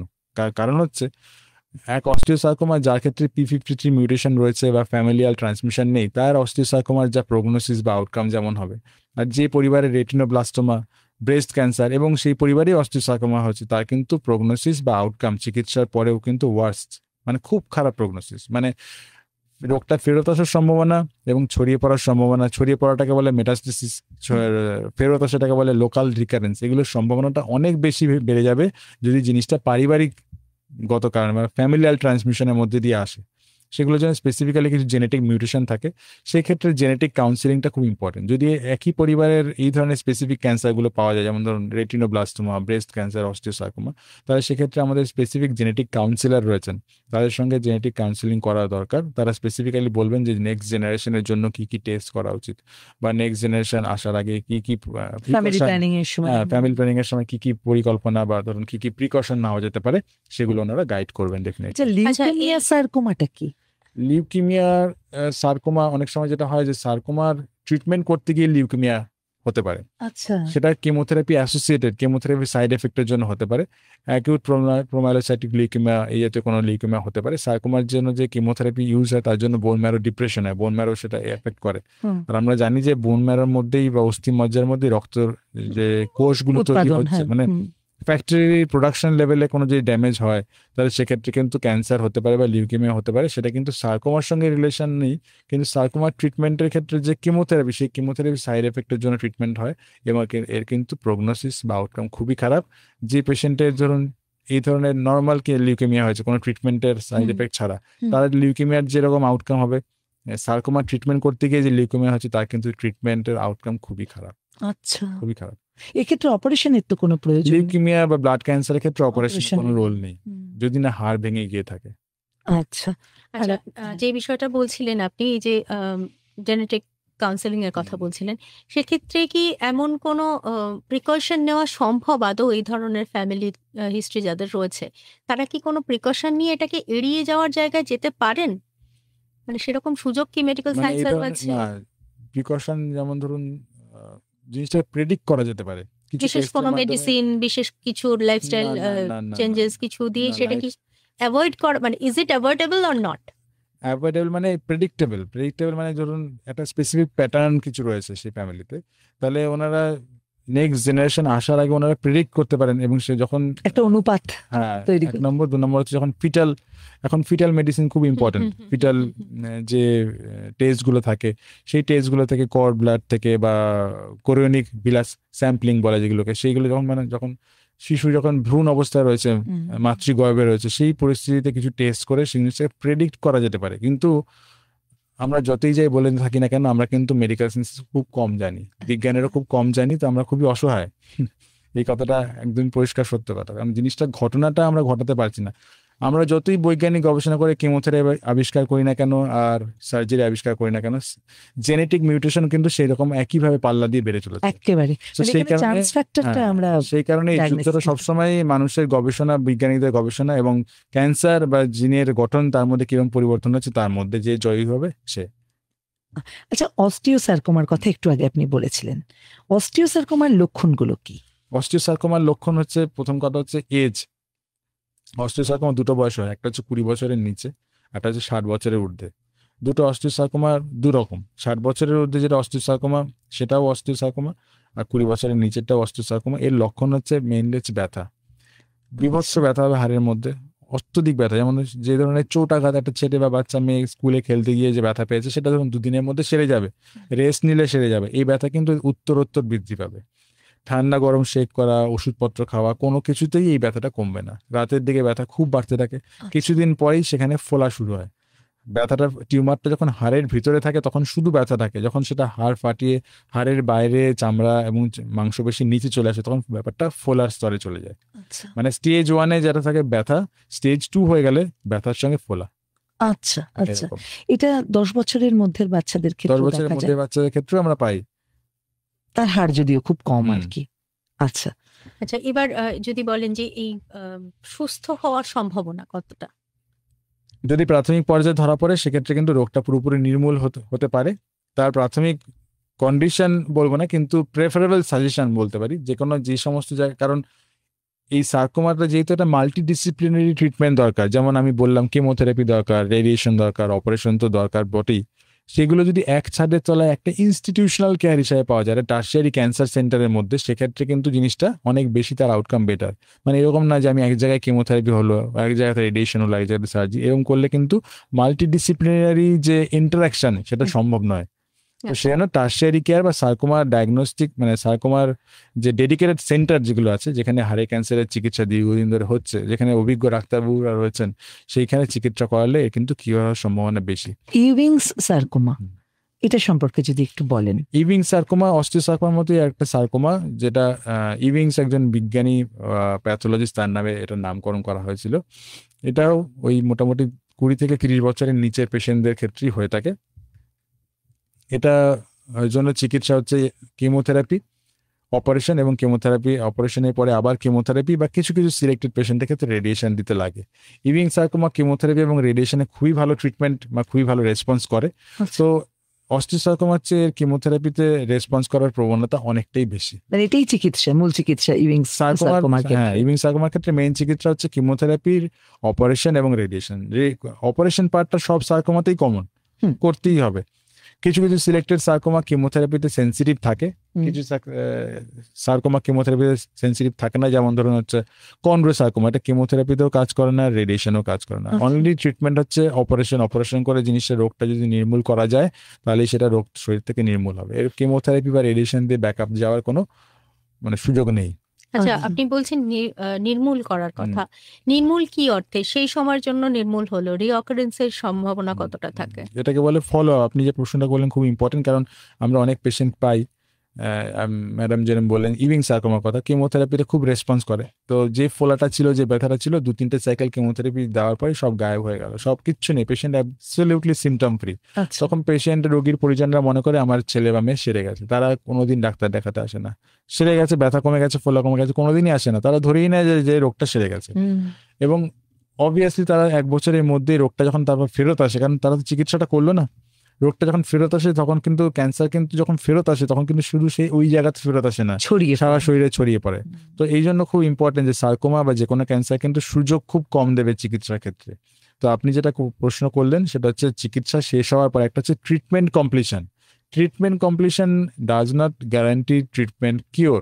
ট্রিটমেন্ট কমপ্লিশন হওয়ার পরে আমাদের যেটা করতে হবে 3 মাস বা 4 মাস বা 6 মাস অন্তর রোগীর ফলো আপ। সেই রোগীর ফলো আপটা দুরকম, একটা হচ্ছে ক্লিনিক্যাল, পেশেন্টকে আমরা চোখে দেখি, হাত দিয়ে ছুঁয়ে দেখি কোন কোন জায়গাতে সমস্যা হচ্ছে, আর বেসিক কিছু ইনভেস্টিগেশন, সেটা বেশি অধিকাংশ ক্ষেত্রে এক্সরে, আলট্রাসোনোগ্রাফি বা কিছু কিছু সিলেক্টেড ক্ষেত্রে সিটি স্ক্যান বা এমআরআই হতে পারে, কিন্তু এক্সরে এবং আলট্রাসোনোগ্রাফিটাই মোস্ট ইম্পর্টেন্ট। এবং সার্কোমার চিকিৎসার ক্ষেত্রে চেস্ট এক্সরে বা বুকের এক্সরে খুব ইম্পর্টেন্ট। আপনারা যেটা বললেন যে কি করে বুঝবেন যে রোগটা ফেরত আসছে কিনা বা রোগটা নির্মূল হয়েছে কিনা, অনেক ক্ষেত্রে দেখা যায় যে হাড়ে বা হাতে বা পায়ের মধ্যে যেখানে ক্যান্সারটা ছিল সেটা সেরে গেছে, কিন্তু পেশেন্টের চিকিৎসার পরে হঠাৎ করে কাশি হচ্ছে এবং কাশতে কাশতে তার কোনোদিন বুকের সাথে কাশির সঙ্গে রক্ত বেরোলো। সেই সার্কোমা রোগটা রক্তের মধ্যে দিয়ে স্প্রেড করে, রক্তের মধ্যে দিয়ে স্প্রেড করে লাংসটা তো আমাদের একটা ছাঁকনির মতো, একেবারে সারা শরীরের ব্লাডটা ফুসফুসের মধ্যে গিয়ে দূষিত ব্লাডটা অক্সিজেনেটেড ব্লাড হচ্ছে। তো পুরো শরীরের ব্লাডটা খুব ফাস্ট কিন্তু আমাদের লাংসের মধ্যে দিয়ে সার্কুলেট হচ্ছে। তো রক্তের মধ্যে যদি ক্যান্সার সেলস থাকে সেগুলো কিন্তু ক্যান্সার লাংসের মধ্যে ধরা পড়বে। তো যে সার্কোমা লাংসের মধ্যে ধরা পড়ছে সেই পেশেন্ট কিন্তু সেই ক্যান্সারটা যদি বাড়তে থাকে তার কিন্তু হিমোপটিসিস বা রক্ত, কাশির সঙ্গে রক্ত, এই জিনিসটা কিন্তু আসবে। এটা খুব ইম্পর্টেন্ট একটা সিমটম। যদি এরকম হয় সঙ্গে সঙ্গে কিন্তু চিকিৎসা পরিষেবার সাহায্য নেওয়া উচিত। তাহলে একবার হওয়ার পর এবং কিছুদিন অন্তর অন্তর এই যে আবার চেক আপ, ঠিক কত বছর বাদে সে মনে করতে পারে একজন পেশেন্ট যে না তার নির্মূল হয়েছে, নিশ্চিন্ত হতে পারে? এটা জেনারেলি এক একটা ইনস্টিটিউশনের উপর ডিপেন্ড করে যে তারা কতদিন ফলো আপ করবে। আমরা জেনারেলি 10 বছর ফলো আপ করি। 10 বছরের মধ্যে প্রথম 5 বছর যেটা, সেটা একটু ইন্টেন্সিভ কেয়ার বা ইন্টেন্সিভ ফলো আপ হয়, মানে 3 থেকে 6 মাস অন্তর অন্তর চেক আপ হয়। যখন প্রথম 5 বছর পেরিয়ে গেল তখন ধরে নেওয়া হয় যে এই পেশেন্টের ক্ষেত্রে হয়তো ক্যান্সারটা ফেরত আসার সম্ভাবনাটা কম। সেক্ষেত্রে কিন্তু ফলো আপের যে ইন্টারভ্যালটা বাড়িয়ে দেওয়া হয়, সেটা বছরে একবার করে চেক আপ করা হয়। বছরে একবার করে পেশেন্টকে আমরা ক্লিনিক্যালি চেক করি, এক্সরে এবং আলট্রাসাউন্ড করে দেখি। আমাদের ফেসবুক পেজে একজন প্রশ্ন করেছেন, কতটা প্রাসঙ্গিক ডাক্তারবাবু বলবেন। অসীম কুমার মণ্ডল, বেতালন, বাঁকুড়া থেকে লিখছেন, আমার ডান হাতের কনুইয়ে ব্যথা, ডাক্তারবাবুর পরামর্শ নিয়েছি, উনি বলেছেন তোমাকে সামান্য কিছু ওষুধ খেতে হবে। কয়েকটি লক্ষণে বলেছেন কমে যাওয়ার সম্ভাবনাই বেশি। কিছুদিন দেখার পর যদি না কমে ওই জায়গায় একটা ইনজেকশন দিলে পরিষ্কার হয়ে যাবে। এই ইনজেকশন কি ভয়ের? আপনার কথা শুনে যেটা মনে হচ্ছে যে হয়তো আপনার ইনজেকশন কনুইয়ের জায়গায় সাধারণত টেনিস এলবো বা গলফার্স এলবো এই জিনিসগুলোতে দেওয়া হয় যখন মানে এগুলো সাধারণত ওভার ইউজ বা অত্যধিক ব্যবহারের ফলে হয়ে থাকে বা ডিজেনারেটিভ কন্ডিশনের জন্য হয়ে থাকে। এই ইনজেকশনটা একদমই ভয়ের নয়, সেই ডিসিশনটা ডাক্তারবাবু আপনাকে গাইড করবেন, ভয়ের তো একদমই নয়। তবে আপনি নিশ্চিন্তে থাকুন যে এটা নিশ্চয়ই হাড়ের ক্যান্সার বা সার্কোমা যেটা নিয়ে আমরা আলোচনা করছি সে তার সঙ্গে রিলেটেড নয়। আপনার যে ব্যথাটা যদি আপনার ডাক্তারবাবু যেরকম ওষুধপত্র দিয়েছেন বা ফিজিওথেরাপি বা অয়েনমেন্ট যেটা দিয়েছেন সেটাতে যদি কমে গিয়ে থাকে তাহলে আপনি ধরে নিতে পারেন যেটা টেনিস এলবো বা কোনো কারণে মোচ আঘাত লাগার জন্য ব্যথাটা হয়ে থাকতে পারে। আর একজন কোনো ফোনে বন্ধু? রয়েছে। হ্যাঁ, বন্ধু রয়েছে। নমস্কার। কি বলছেন? হ্যাঁ, আবুল হাসান বলছি হাড়োয়া থেকে। হ্যাঁ, বলুন। বলুন। বলছিলাম ডাক্তারবাবুকে বলছি আমার মানে দীর্ঘদিন মানে অনেক বছর প্রায় 10 বছরের বেশি হবে খুব কোমরে যন্ত্রণা করে। তো আমি অনেক ডাক্তার দেখিয়েছি, কোনো রেজাল্ট পাচ্ছি না। মেন ব্যাপারটা হচ্ছে আমি বসতে পারি না, আসন গড়িয়ে বসলেই আমার 1 মিনিটের মধ্যেই মোটামুটি যন্ত্রণা শুরু হয়ে যায়। 10 বছর ধরে আপনার যে ব্যথাটা রয়েছে সেটা আর যাই হোক ক্যান্সার নয়, এটা প্রথম কথা। দ্বিতীয় কথা হচ্ছে আপনার যে সমস্যাটা হচ্ছে সেটা কিন্তু মেন চিকিৎসা আপনি 10 বছরের জিনিসটা কিন্তু ওষুধের সাহায্যে টেম্পোরারি রিলিফ পাবেন। আপনাকে কিন্তু আপনার লাইফস্টাইল মানে ধরুন রেগুলার 45 মিনিট 45 মিনিট থেকে 1 ঘন্টা করে হাঁটা হতে পারে, কিছু যোগ ব্যায়াম হতে পারে। এই জিনিসগুলো করলে কিন্তু আমার মনে হয় আপনি এই সমস্যা থেকে পুরোপুরি নির্মূল না হলেও অনেকটাই আপনার কোয়ালিটি অফ লাইফটা ইমপ্রুভ করবে। আমাদের ফেসবুক পেজে লাইভে একজন বন্ধু প্রশ্ন করেছেন, বনশ্রী দাস দে জিজ্ঞেস করছেন, আমার বাম হাতে খুব যন্ত্রণা হয়, ঘুমোতে যাওয়ার সময় ব্যথা বাড়ে, এক্সারসাইজ করলেও ব্যথা বাড়ে, এখন কি করণীয়? আসলে বাম হাত মানে কথাটা আমাদের কাছে পেশেন্টরা যেটা বলেন না, মানে শোল্ডার থেকে হাত, হ্যান্ড অব্দি পুরোটাই ওনারা হাত বলেন। মানে সেই আপনি বলতে চাইছেন স্পেসিফিক কোন জায়গাটা কারণ যদি উনি হচ্ছে কারণ লিখতেন। হাতের জন্য রিস্টের জায়গায় যদি ব্যথা হয় সেটা কার্পাল টানেল সিনড্রোমের জন্য হয়, একটা নার্ভের উপরে চাপ পড়ার জন্য হয়ে থাকে। আচ্ছা। হাত যদি উনি কাঁধের কথা বলেন সেটা ফ্রোজেন শোল্ডারের জন্য হতে পারে, কোনোই যদি হয় টেনিস এলবোর জন্য হতে পারে। তো এই জিনিসগুলো রাতের দিকে ব্যথা যেটা উনি বলছেন সেটা কিন্তু ফ্রোজেন শোল্ডারের দিকে হওয়ার সম্ভাবনা বেশি, বিশেষ করে ওই দিকে যদি উনি ফিরে শোন সেক্ষেত্রে ব্যথা অনেক বেশি বাড়ে। আর যে কোনো ব্যথাই, শরীরের যে কোনো ব্যথাই আমাদের মানে ব্যথার একটা জিনিস আমাদের মনে রাখতে হবে যে ব্যথার মধ্যে যে ফিজিক্যাল কম্পোনেন্টটা ধরুন 30%, 70% হচ্ছে সাইকোসোমাটিক কম্পোনেন্ট বা নিউরোলজিক্যাল কম্পোনেন্ট 70%, যেটা আমাদের টোটালি আনঅ্যাড্রেসড থাকে। সেই জন্য পেন মেডিকেশনস ব্যাপারটা এই সার্কোমা ট্রিটমেন্টের ক্ষেত্রে বা হাড়ের ক্যান্সারের ক্ষেত্রে পেন মেডিকেশন বা পেন ফিজিশিয়ানের একটা বিরাট বড় রোল রয়েছে। আচ্ছা। হ্যাঁ, তো তারা সেই জিনিসগুলো করেন। তার মধ্যে মাইন্ডফুলনেস মেডিটেশন রয়েছে, যোগ ব্যায়াম রয়েছে, মিরর থেরাপি রয়েছে, অনেক কিছু রয়েছে, টোটালি একটা আলাদা ডিসিপ্লিন। তো তারাও এই সার্কোমা কেয়ারের মধ্যে ইনভলভ। তো ওনার যে ব্যথাটার কথা উনি বলছেন সেটা হয়তো ফ্রোজেন শোল্ডারে ব্যথা হতে পারে। বলছেন এক্সারসাইজ করলেও ব্যথা বাড়ে। এক্সারসাইজ করলে যে কোনো ব্যথাই বাড়বে, কিন্তু এবার ওনাকে দেখতে হবে, আমরা যেটা আলোচনা করছি যে বেসিক যে মেডিকেশন ঘরের যেগুলো ট্রিটমেন্ট রয়েছে সেগুলো করে জিনিসটা উত্তরোত্তর যদি বৃদ্ধি পায় তাহলে ডাক্তারবাবুর সাজেশন মতো একটা এক্সরে করিয়ে নেওয়া বা আলট্রাসোনোগ্রাফি বা এগুলো করিয়ে নেওয়ার প্রয়োজন আছে কিনা। একজন লিসনার রয়েছেন ফোনে। নমস্কার। হ্যালো, হ্যাঁ বলুন। হ্যাঁ, রেডিওটা বলুন, বন্ধ কি করে দিন, বলছেন? আপনি ফোনে শুনতে পাবেন। হ্যাঁ আমি রেডিওটা বন্ধ করেছি। আমার নাম জয়দেব ব্যানার্জি। বলুন বলুন, শুনছি। আমি শ্রীমোর বলরামবাড়ি থেকে বলছি। হুম। আমার 2023 সালের 2 অক্টোবর 22 আমি ভর্তি পড়ে দিয়ে সাইকেলে পড়ে দিয়ে আমার বাঁ দিকে কোমরের ওই যে বয়টা থাকে না, বয়টা ভেঙে গেছিল। বেশ। সেইদিনই অপারেশন হয়েছিল। আচ্ছা। করে যাই হোক হতে লাগলো। ডাক্তার বলেছিলেন যে আমাকে টিভিওতে করতে হবে, ফিজিওথেরাপি করতে হবে, তারপরে কিছু ব্যায়াম দেখিয়ে নিয়ে ব্যায়াম করছিলেন। করতে ডাক্তারবাবু বলেছিলেন যে আপনি বাবু হয়ে বসতে পারবেন না আর উবু হতে পারবেন না। উবু হওয়ার একটাই তো সেটা আমার কোমর আছে। এখন সমস্যাটা কি হচ্ছে এটা যদি সংক্ষেপে বলেন। সমস্যা বলতে আমি যেটা সমস্যা খুব একটা কিছু নেই, যেন বাঁধিয়ে কাছে যখন শুচ্ছি বেশ কিছু শুয়ে থাকার পরে আমার যখন সোজা হচ্ছে একটু ব্যথা লাগছে। 1, 2 হচ্ছে আমি কিন্তু এই ব্যায়াম করতে করতে এখন দেখছি বাবু হয়ে ঠিক না, ওই যাকে সুখাসনে বসতে পারি। বসে এটা কি ঠিক হচ্ছে? অবস্থা থেকে বারণ ছিল। ডাক্তারবাবু আপনাকে যেগুলো বারণ করেছেন না যে বাবু হয়ে বসতে পারবেন না বা ইন্ডিয়ান ল্যাট্রিন ইউজ করতে পারবেন না, সেগুলো কারণটা হচ্ছে আপনার যে বলটা ভেঙে গেছিল তাতে নিশ্চয়ই একটা যন্ত্র লাগানো হয়েছে। বল ভেঙে যাওয়ার পরে নিশ্চয়ই একটা যন্ত্র লাগানো হয়েছে হিপ জয়েন্টের বলটাকে রিপ্লেস করার জন্য। আপনি যত শুনছেন যতটা যত বেশি বাবু হয়ে বসবেন, যত বেশি ইন্ডিয়ান ল্যাট্রিন ইউজ করবেন, মাটিতে বসবেন, তত কিন্তু ওই যন্ত্রটার লনজিভিটিটা কমে যাবে। যে কোনো মেশিন আপনার বাড়িতে, আপনি চিন্তা করুন, পেন্সিল, পেন থেকে শুরু করে mobile, laptop, scooter, TV, fridge, telephone, সবকিছু একটা লনজিভিটি আছে। সেরকম ওই যন্ত্রটারও একটা লনজিভিটি থাকবে। তো আপনি যতটাকে ব্যবহার করবেন ততটা আস্তে আস্তে ক্ষয়ে যাবে। মেন টার্গেটটা হচ্ছে আপনার, একবার তো অপারেশন হয়েছে, যাতে অপারেশনের মানে ফ্রিকোয়েন্সিটা, যাতে আর অপারেশন না করতে হয় যন্ত্র খারাপ হয়ে যাওয়ার জন্য, সেটার জন্যই আপনাকে ডাক্তারবাবু বলেছেন ওটা। ও না, মাঝে আমি বসছি না, মানে কখনো কখনো হয়তো একটু করছি, তাতে খুব ক্ষতি হবে কি? না, আপনি বসতে পারবেন না তা নয়, বসতে পারবেন। ডাক্তারবাবু এই জন্য বলেছেন যাতে আপনার অপারেশনটা মানে প্রয়োজন যাতে কম পড়ে। এবার ধরুন আপনার বাড়িতে কোনো অকেশন, কোনো অনুষ্ঠান আছে বা কোনো কারণে আপনাকে, বা কোনো জিনিস হাতে পড়ে গেছে, আপনাকে বসতে হলো, সেটা তো আপনি মানে আনকনসিয়াসলি বসে পড়ছেন, তাতে কোনো সমস্যা, মানে আপনি একবার বসলে যে জিনিসটা পরের দিন ক্ষয়ে যাবে এরকম নয়, কিন্তু সেটা যেন একটা মানে স্বভাবে পরিণত না হয়, সেই সেটার কথা বলেছেন আর কি। আচ্ছা আচ্ছা আচ্ছা, আর একটা কথা বলি, আমি তবলা বাজাই, আমি পাটাকে ছড়িয়ে দিয়েই বাজাই। হ্যাঁ, কখনো কখনো একটু বসতে হয়, একটু পাঁচটি করে করতে হয়, একবার তো বসে থাকা যায় না। এটাই জিজ্ঞেস করছি। না, পারবেন, তবলা বাজাতে পারবেন অবশ্যই।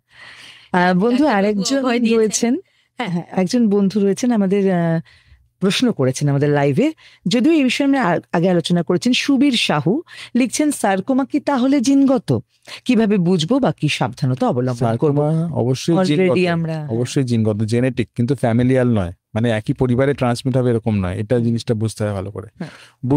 বোঝার জন্য কিভাবে বুঝবো, মানে আমাদের যেটা বললাম, যে ঘরে সামান্য ব্যথা, চোটাঘাতের ব্যথা তো নর্মাল ট্রিটমেন্টে সেরে যাবে। সেটা যদি না সারে বা ফোলা চলে আসে তার মধ্যে, বা চোটাঘাত ছাড়াই যদি প্যাথোলজিক্যাল ফ্র্যাকচার হয়, তখন কিন্তু আমাদের জিনিসটা সন্দেহ করতে এবং ডাক্তারবাবুর পরামর্শ নিতে হবে। আমাদের ফেসবুক পেজে একজন জানতে চেয়েছেন ফোন নাম্বারটা, সম্ভবত নাম্বারটা বলুন ম্যাডাম প্লিজ, রিকোয়েস্ট করেছেন। তো নাম্বারটা হচ্ছে ফোন করার জন্য 22488085, হোয়াটসঅ্যাপ করার জন্য 9903059992, আর আমাদের ফেসবুক পেজ 100.1 FM গোল্ড, যেখানে আপনি কমেন্ট সেকশনে লিখেছেন, ওখানেও কিন্তু আপনি প্রবলেমটা লিখতে পারেন। আপনার যদি ফোন নাম্বারটাই একান্ত প্রয়োজন হয়, তাহলে আরও একবার রিপিট করি, 22488085। মোবাইল থেকে ডায়াল করতে হলে প্রথমে আপনাকে 033 দিয়ে নিতে হবে। আর একটা প্রশ্ন রয়েছে, রাজ চৌধুরী একটা প্রশ্ন করেছেন যে 8 বছর ধরে পিঠের শিরদাঁড়ায় খুব ব্যথা হয়, ওষুধ খেলে সেরে যায়, আবার হয়, এটা কি কোনো ভয়ের কারণ আছে? ভয়ের কারণ মানে জিনিসটা দেখুন, কোয়ালিটি অফ লাইফটা ওনার অনেকটাই কম্প্রোমাইজ হচ্ছে। 8 বছর ধরে যে জিনিসটা আমি কিছুক্ষণ আগেও বললাম, যে 8 বছর যেগুলো ক্রনিক বহুদিন ধরে রয়েছে, সেগুলো হাড়ের ক্যান্সারের সঙ্গে রিলেশন নেই। এবার আপনাকে ব্যাপারটা বুঝতে হবে, যে ব্যথাটা 8 বছর ধরে আছে, ব্যথার তো একটা ইন্টেন্সিটি থাকে। সেই ব্যথার ইন্টেন্সিটিটা যদি গত 2-3 মাসের মধ্যে হঠাৎ করে বেড়ে যায়, বা উনি এই ব্যথা নিয়ে যে কাজগুলো এতদিন করছিলেন, ঘরের ডোমেস্টিক কাজগুলো করছেন, সেগুলো যদি ইদানিং হঠাৎ না করতে পারেন, বা খিদেটা চলে গেল ওনার, শরীরের ওজন 10%-এর বেশি হঠাৎ করে 2 মাসের মধ্যে বা 6 মাসের মধ্যে কমে গেল, তখন কিন্তু ভয়ের ব্যাপার। তখন কিন্তু আপনাকে অবশ্যই ডাক্তারের কাছে যেতে হবে, এবং এতদিন যে ইনভেস্টিগেশনগুলো হয়েছিল সেগুলো হয়তো আবার রিপিট করতে হতে পারে। আদারওয়াইজ এটা কিন্তু আমার মনে হচ্ছে ডিজেনারেটিভ বা ডিস্ক রিলেটেড কোনো ব্যাপার, বা স্পন্ডাইলোসিসের কারণে, যেটা নাকি ফিজিওথেরাপি বা মানে লাইফস্টাইল মডিফিকেশন করলে সেরে যাওয়া। একজন বন্ধু রয়েছেন এই মুহূর্তে, কথা বলবো আমরা। নমস্কার ম্যাডাম। নমস্কার। হ্যাঁ বলুন। বলছি আমার এজ এই 30+। হ্যাঁ, মাঝে মধ্যে আমার মাঝে ভীষণ ব্যথা হয়, এটার কি কোনো সলিউশন আছে? আমি ডাক্তারবাবুকে দেখিয়েছি, উনি কিছু এক্সারসাইজ দিয়েছে, হয়তো করলে কমে যায়, কিন্তু নির্দিষ্ট সময় পর আবার হয়, সেটা পুরোপুরি সারছে না। আপনার কতদিন থেকে আছে সমস্যাটা? এটা হচ্ছে আপনার প্রায় 5-7 বছর ধরে হচ্ছে। 5-7 বছর, হ্যাঁ 5-7 বছর যে জিনিসটা আছে, ওটাই আপনাকে এইমাত্র বললাম আমরা, যে আপনাকে জিনিসটা বুঝতে হবে যে ব্যথার ইন্টেন্সিটিটা কি বাড়ছে কিনা। হ্যাঁ, তো আর নিশ্চয়ই 5-7 বছর ধরে আপনার যখন চিকিৎসা হয়েছে, তার মধ্যে নিশ্চয়ই বেসিক কিছু ইনভেস্টিগেশন, পরীক্ষা নিরীক্ষা, এক্সরে বা এইসব কিছু হয়েছে নিশ্চয়ই। তাতে যদি সেরকম কিছু সন্দেহজনক না ধরা পড়ে, তাহলে সেক্ষেত্রে ডাক্তারবাবুর মানে পরামর্শ মতো আপনাকে ফিজিওথেরাপি বা রিহ্যাবিলিটেশন বা যোগব্যায়াম যেগুলো ওনারা বলছেন, বা লাইফস্টাইল চেঞ্জ যেগুলো বলছেন, সেগুলো ফলো করতে হবে। একজন বন্ধু আমাদের লাইভে প্রশ্ন করছেন, পলাশ। তিনি বলছেন, আমার বয়স 21 বছর, আমার বুকের বাম পাশে ব্যথা ও ঝিনঝিন করে। আমি ডাক্তারবাবুকে দেখিয়েছি, কোনো সুফল পাইনি, এক্সরে করিয়েছি, রিপোর্ট ভালো। বুকের বাঁ পাশে ব্যথা ও ঝিনঝিন করে, এটা ব্যথাটা অনেক সময় বুকের বাঁ পাশে, যখন হার্টের কোনো কারণে যদি ব্যথা হয়ে থাকে, সেটা বুকের বাঁ পাশে, ডান পাশে, যে কোনো জায়গায়, মাঝখানে যে কোনো জায়গাতেই হতে পারে। ঝিনঝিন করাটা কিন্তু অনেকটা বেশি নিউরোলজি, যখন ধরুন নার্ভের উপরে কোনো কারণে চাপ পড়ছে, সেটা সার্ভাইকাল স্পন্ডাইলোসিসের কারণে হতে পারে, বা নার্ভের কোনো টিউমারের জন্য হতে পারে ঝিনঝিন করা ব্যাপারটা, এই জিনিসগুলো হতে পারে। তো এটা এক্সরেতে ধরা পড়তে গেলে কিন্তু অনেকটাই কিন্তু জিনিসটা অ্যাডভান্স স্টেজে, অ্যাটলিস্ট 50% বোন লস, যখন হাড়ের মধ্যে অনেকটা 50% হাড় ক্ষয়ে গেছে, তখন কিন্তু এক্সরেতে ধরা পড়বে। যদি মনে হয় যে না এক্সরেটা নর্মাল কিন্তু আমার সিমটম আছে, ডাক্তারবাবু সেটা মনে করবেন, তখন কিন্তু সেক্ষেত্রেই কিন্তু সিটি স্ক্যান বা এমআরআই এর প্রাসঙ্গিকতা আসছে। সত্যি যদি সিমটমস থাকে বা পেশেন্টের ডেইলি অ্যাক্টিভিটিস যদি হ্যাম্পার্ড হয়, অথচ এক্সরে নর্মাল, সেখানে কিন্তু অবশ্যই without any hesitation city scan বা এমআরআই করার প্রয়োজন। আচ্ছা, ফোনে রয়েছেন একজন। নমস্কার। হ্যাঁ নমস্কার, আমি রানাঘাট থেকে ভবতোষ সাহা বলছি। বলুন। বলছি আমার বাঁ হাতে ওই ওপরের দিকটায়, মানে যে ওই শোল্ডারের দিকটায় প্রচন্ড ব্যথা, ঠিক আছে। আমি ডাক্তার দেখিয়েছি একবার, ওরা বলছে ফ্রোজেন শোল্ডার ওষুধ খেলে কমে যায়। আবার যদি ওষুধ খাওয়া হয় তো 2-3 মাস ওষুধ খেলাম, বন্ধ করে দিলে আবার সেম পরিস্থিতি হয়। আমার ডাক্তারের কাছে প্রশ্ন হচ্ছে সেটা কিভাবে একেবারে কিওর হবে, আর ফ্রোজেন শোল্ডারটা কি থেকে হয়? ফ্রোজেন শোল্ডারটা ডিজেনারেটিভ ডিজিজ। ফ্রোজেন শোল্ডারটা, সেটা ধরুন আপনার যদি সুগার বা থাইরয়েড এইসব সমস্যাগুলো থেকে থাকে, সেক্ষেত্রে তার প্রবণতাটা বেড়ে যায়। তার মানে এই নয় যে যাদের সুগার বা থাইরয়েড নেই তাদের ফ্রোজেন শোল্ডার হবে না। ফ্রোজেন শোল্ডার যে কারণেই হতে পারে, অত্যধিক ব্যবহারের জন্য, ওভার ইউজের জন্য হতে পারে। এটা কিন্তু মেইন স্টে অফ ট্রিটমেন্ট হচ্ছে ফিজিওথেরাপি বা এক্সারসাইজ। ব্যথাটা একসময় কমেই যাবে, কিন্তু আপনি যদি ব্যায়াম ব্যথার মধ্যে না করেন, তাহলে কিন্তু হাড়টা, শোল্ডার জয়েন্টটা স্টিফ হয়ে যাবে। সেই জন্য ব্যায়ামটা চালিয়ে যাওয়াটা দরকার। 8 থেকে 9 মাস লাগে ফ্রোজেন শোল্ডারের ট্রিটমেন্ট করতে, মানে রোগটা পুরোপুরি শেষ হতে। এটা কিন্তু একটা স্পন্টিনিয়াসলি রিজলিউশন, নিজের থেকেই সেরে যায় ফ্রোজেন শোল্ডারটা। কাজে আপনি নিশ্চিন্ত থাকুন, আপনার এটাও সেরে যাবে। অসীম কুমার মণ্ডল বেতালন বাঁকুড়া থেকে আমাদের লাইভে প্রশ্ন করছেন, আমার ডান হাতের কনুইয়ে ব্যথা, ডাক্তারবাবুর পরামর্শ। এটা আমরা অলরেডি অ্যাড্রেস করেছি প্রশ্নটা।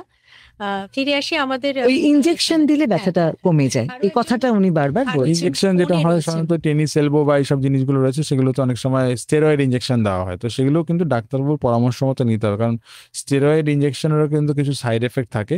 তো যিনি চিকিৎসা করছেন, ওই চিকিৎসক যদি মনে করেন ওনার জন্য এটা সেফ, তাহলে অবশ্যই দেওয়া যেতে পারে। রাজ চৌধুরী লিখেছেন, ধন্যবাদ ডাক্তারবাবু, খুব সুন্দর প্রশ্নের উত্তর দিয়েছেন, মেনি মেনি থ্যাঙ্কস। নমস্কার। আমাদের একজন লিসনার রয়েছেন ফোনে।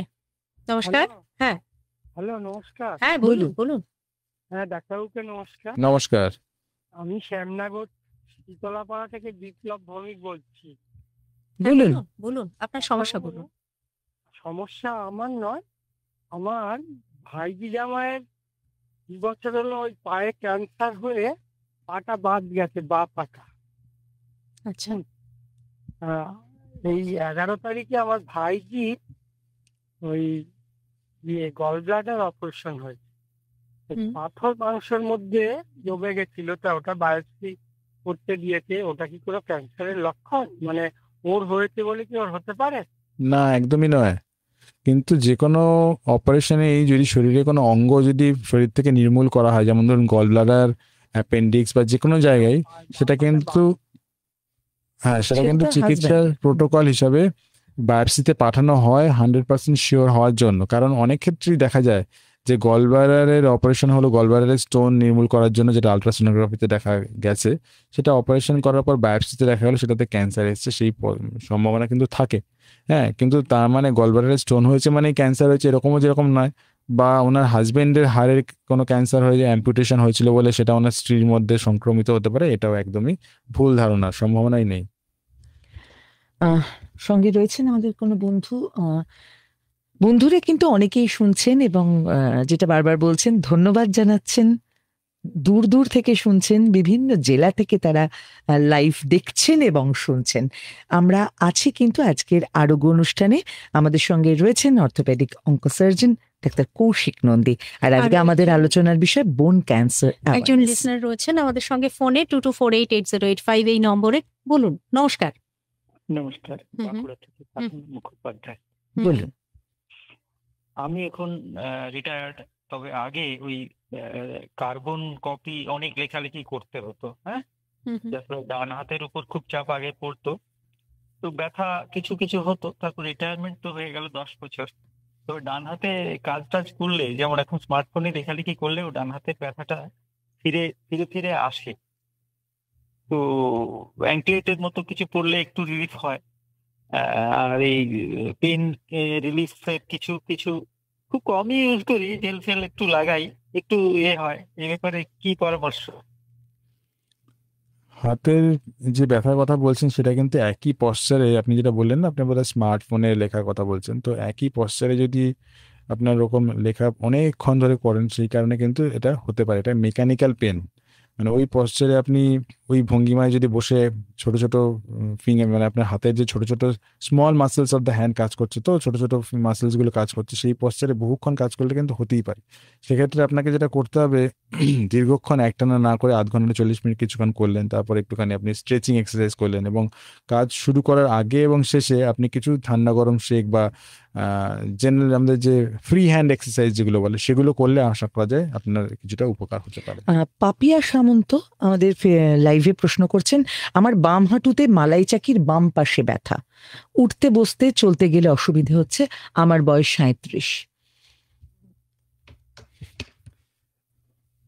এই প্রবলেমটা আমরা রেগুলার ফেস করছি। যেমন ধরুন আজ থেকে 15-20 বছর আগেও এই সমস্যাগুলো 60 বছর 65 বছরের ঊর্ধ্বে মানুষদের হতো, কোমরে ব্যথা, হাঁটু ব্যথা। আজকাল আমি যেটা বললাম, আজকালকার দিনে যেহেতু আমাদের লাইফস্টাইল চেঞ্জ হয়ে গেছে, সিডেন্টারি লাইফস্টাইল, যারা ধরুন দীর্ঘক্ষণ ধরে ফ্রন্ট ডেস্কে কাজ করছে, বিশেষ করে আইটি প্রফেশনাল যারা আছে, তারা আমাদের কাছে প্রচুর আসে ব্যাক পেনের জন্য। তাই 8 ঘন্টা 10 ঘন্টা কম্পিউটার বা ল্যাপটপের সামনে কাজ করতে হয়, এবং 90% তাদের বাচ্চা ছেলে মেয়ে, তাদের সবাই কিন্তু কোমর ব্যথা, যেগুলো কিন্তু আদারওয়াইজ 60 বছরের ঊর্ধ্বে হতো। এটা কিন্তু টোটালি লাইফস্টাইল ডিজিজ, মানে একটা মেকানিক্যাল ব্যাক পেন। এবং হাঁটু ব্যথার কথা উনি যেটা বললেন, সেটা আমার মনে হয় 37 বছর বয়সে অস্টিওপোরোসিসও হওয়ার কথা নয়, আর হাড় ক্ষয় হওয়ারও কথা নয়। এটা কিন্তু ওনার এক্সারসাইজ না করার জন্য হয়েছে বলে আমার প্রাথমিকভাবে শুনে মনে হচ্ছে। তবে হ্যাঁ, যদি দেখা যায় জিনিসটা ঠান্ডা গরম শেখে বা ওষুধের দ্বারা না কমছে, তখন কিন্তু এক্সরে অবশ্যই করে দেখা উচিত এবং ডাক্তারবাবুর পরামর্শ সময় নেওয়া উচিত। সংক্ষিপ্ত হয়ে আসছে, আমাদের ফোনের সংখ্যা বাড়ছে। একজন ফোনে রয়েছেন, নমস্কার। হ্যাঁ, নমস্কার ম্যাডাম। সংক্ষেপে আপনার প্রশ্নটা চট করে বলুন। আমি কৃষ্ণনগর নদিয়া থেকে মৌমিতা দাস বলছি। বলুন। আমার একটা সমস্যা হচ্ছে, আমি দাঁড়িয়ে যদি রান্না করি, ঘরের কাজ করি, আমার কোনো সমস্যা হয় না। কিন্তু আমি যখনই বসে কিছু করতে যাই, হয়তো 1 ঘন্টা 1.5 ঘন্টা হয়ে গেল, তখন আমার মানে কোমর দিয়ে পিঠ দিয়ে প্রচন্ড যন্ত্রণা হয়। বেশ, দাঁড়িয়ে করলে সমস্যা হয় না, বসে করতে গেলে অসুবিধা হয়, তাহলে সেক্ষেত্রে আপনার এটা ডিজেনারেটিভ। 41 বছর বয়স, 41 বছর বয়স। তো সেটা এটা শুনে আমার যেটা মনে হচ্ছে, সেটা হয়তো আপনার লাম্বার স্পন্ডাইলোসিস বা ধরুন স্যাক্রোইলিয়াক জয়েন্ট যেটা আছে, পেলভিস, আমাদের যে কোমরের যে অস্থি থাকে তার মধ্যে যে অনেকগুলো জয়েন্ট থাকে, তার কোনো ডিজেনারেটিভ চেঞ্জেস বা আর্থ্রাইটিসের জন্য হতে পারে। তো এটাও কিন্তু আপনাকে ফিজিওথেরাপি এবং এক্সারসাইজ, যোগ ব্যায়াম, ফিজিওথেরাপি আর ব্যায়ামটার মধ্যে কিন্তু কোনো কনফিউশন নেই, ব্যায়ামটা বেশি ইম্পর্টেন্ট। ফিজিওথেরাপি যেটা হয় সেটা কিন্তু তার চেয়ে অনেকটা কম ইম্পর্টেন্ট। তো ব্যায়াম করাটা বেশি জরুরি আপনাদের ক্ষেত্রে। একটা এবার স্টুডিওর ঘড়ি কিন্তু বলছে, ডাক্তারবাবু আমরা একেবারে আজকের অনুষ্ঠানের শেষ মুহূর্তে এসে পৌঁছচ্ছি, রাত 10:57:54। এবার কিন্তু আমাদের একটা টেক হোম মেসেজের সময়। টেক হোম মেসেজ বলতে দেখুন, সবটা মিলিয়ে এমন একটু কিছু বলুন যাতে আমরা কিন্তু এটা থেকেই পুরো অনুষ্ঠানের নির্যাসটা পেতে পারি। হাড়ের ক্যান্সার, প্রথম কথা হচ্ছে যেটা বেশি কমন, সেটা হচ্ছে বোন ক্যান্সারের মধ্যে blood cancer, multiple myeloma, lymphoma, leukaemia, এগুলো বেশি কমন। এবং মেটাস্টেটিক বোন ডিজিজ, যেটা শরীরের অন্য কোনো সলিড অর্গানের ক্যান্সার যদি হাড়ের মধ্যে স্প্রেড করে, সেটা অনেক বেশি কমন। তো সেক্ষেত্রে সেটা ট্রিটমেন্ট হচ্ছে কোয়ালিটি অফ লাইফটা চেঞ্জ করার জন্য, খুবই ইম্পর্টেন্ট। আদারওয়াইজ পেশেন্ট কিন্তু সারা জীবনের জন্য বেড রিডেন হয়ে যাবে, এবং অন্যান্য চিকিৎসা, যেমন ধরুন পেশেন্টের কেমোথেরাপি লাগবে বা রেডিয়েশন লাগবে, সেগুলো কোনটাই নিতে পারবে না। সেই জন্য প্যাথোলজিক্যাল ফ্র্যাকচার বা হাড়টা ভাঙার আগেই সেটা ডায়াগনোসিস করা বা সন্দেহ করা এবং তার চিকিৎসা করা জরুরি। এবং প্রাথমিক যেটা হাড়ের ক্যান্সার, যেমন ধরুন বোন ক্যান্সারের সার্কোমা, সেটা যদি প্রাথমিক পর্যায়ে ধরা পড়ে, যেহেতু আমরা 20 বছর 30 বছর 35 বছরের ছেলে মেয়েদের নিয়ে আলোচনা করছি, যেটা নাকি আমাদের সোসাইটি বা যে আমাদের দেশের একটা প্রোডাক্টিভ লাইফ, যেটার উপরে আমাদের পুরো দেশ দাঁড়িয়ে আছে, সেই জন্য কিন্তু এই ক্যান্সারটা খুবই প্রাসঙ্গিক। তাদের চিকিৎসা করা, তাদের সুস্থ হয়ে ওঠা শুধু নয়, ক্যান্সারটা শুধু সেরে যাওয়া নয়, তাদের জীবনের মূল স্রোতে ফিরিয়ে আনাটাও খুবই জরুরি। সেই জন্য যদি সেটা প্রাথমিক পর্যায়ে ডায়াগনোসিস করা যায় এবং একটা ইনস্টিটিউশনাল কেয়ারের মাধ্যমে, যেখানে সার্কোমার ডেডিকেটেড ট্রিটমেন্ট হচ্ছে, সেখানে চিকিৎসার মাধ্যমে মাল্টিডিসিপ্লিনারি ট্রিটমেন্টটা খুবই ইম্পর্টেন্ট, যেখানে সার্কোমার সমস্ত চিকিৎসা, যেমন chemotherapy, radiation, operation, CT scan, PET CT, intervention radiology, এবং সবচেয়ে ইম্পর্টেন্ট হচ্ছে ডায়াগনোসিস, প্যাথোলজি ডিপার্টমেন্ট, মানে ট্রেন প্যাথোলজিস্ট, এবং রেডিওলজিস্ট এরা যারা রয়েছে সেই জায়গাতে যদি চিকিৎসা করা যায় এর কিন্তু নিরাময় বা নির্মূল হওয়ার সম্ভাবনা খুবই বেশি। অনেক ধন্যবাদ ধন্যবাদ। ডাক্তারবাবু আমাদের অনুষ্ঠানে উপস্থিত থাকার জন্য।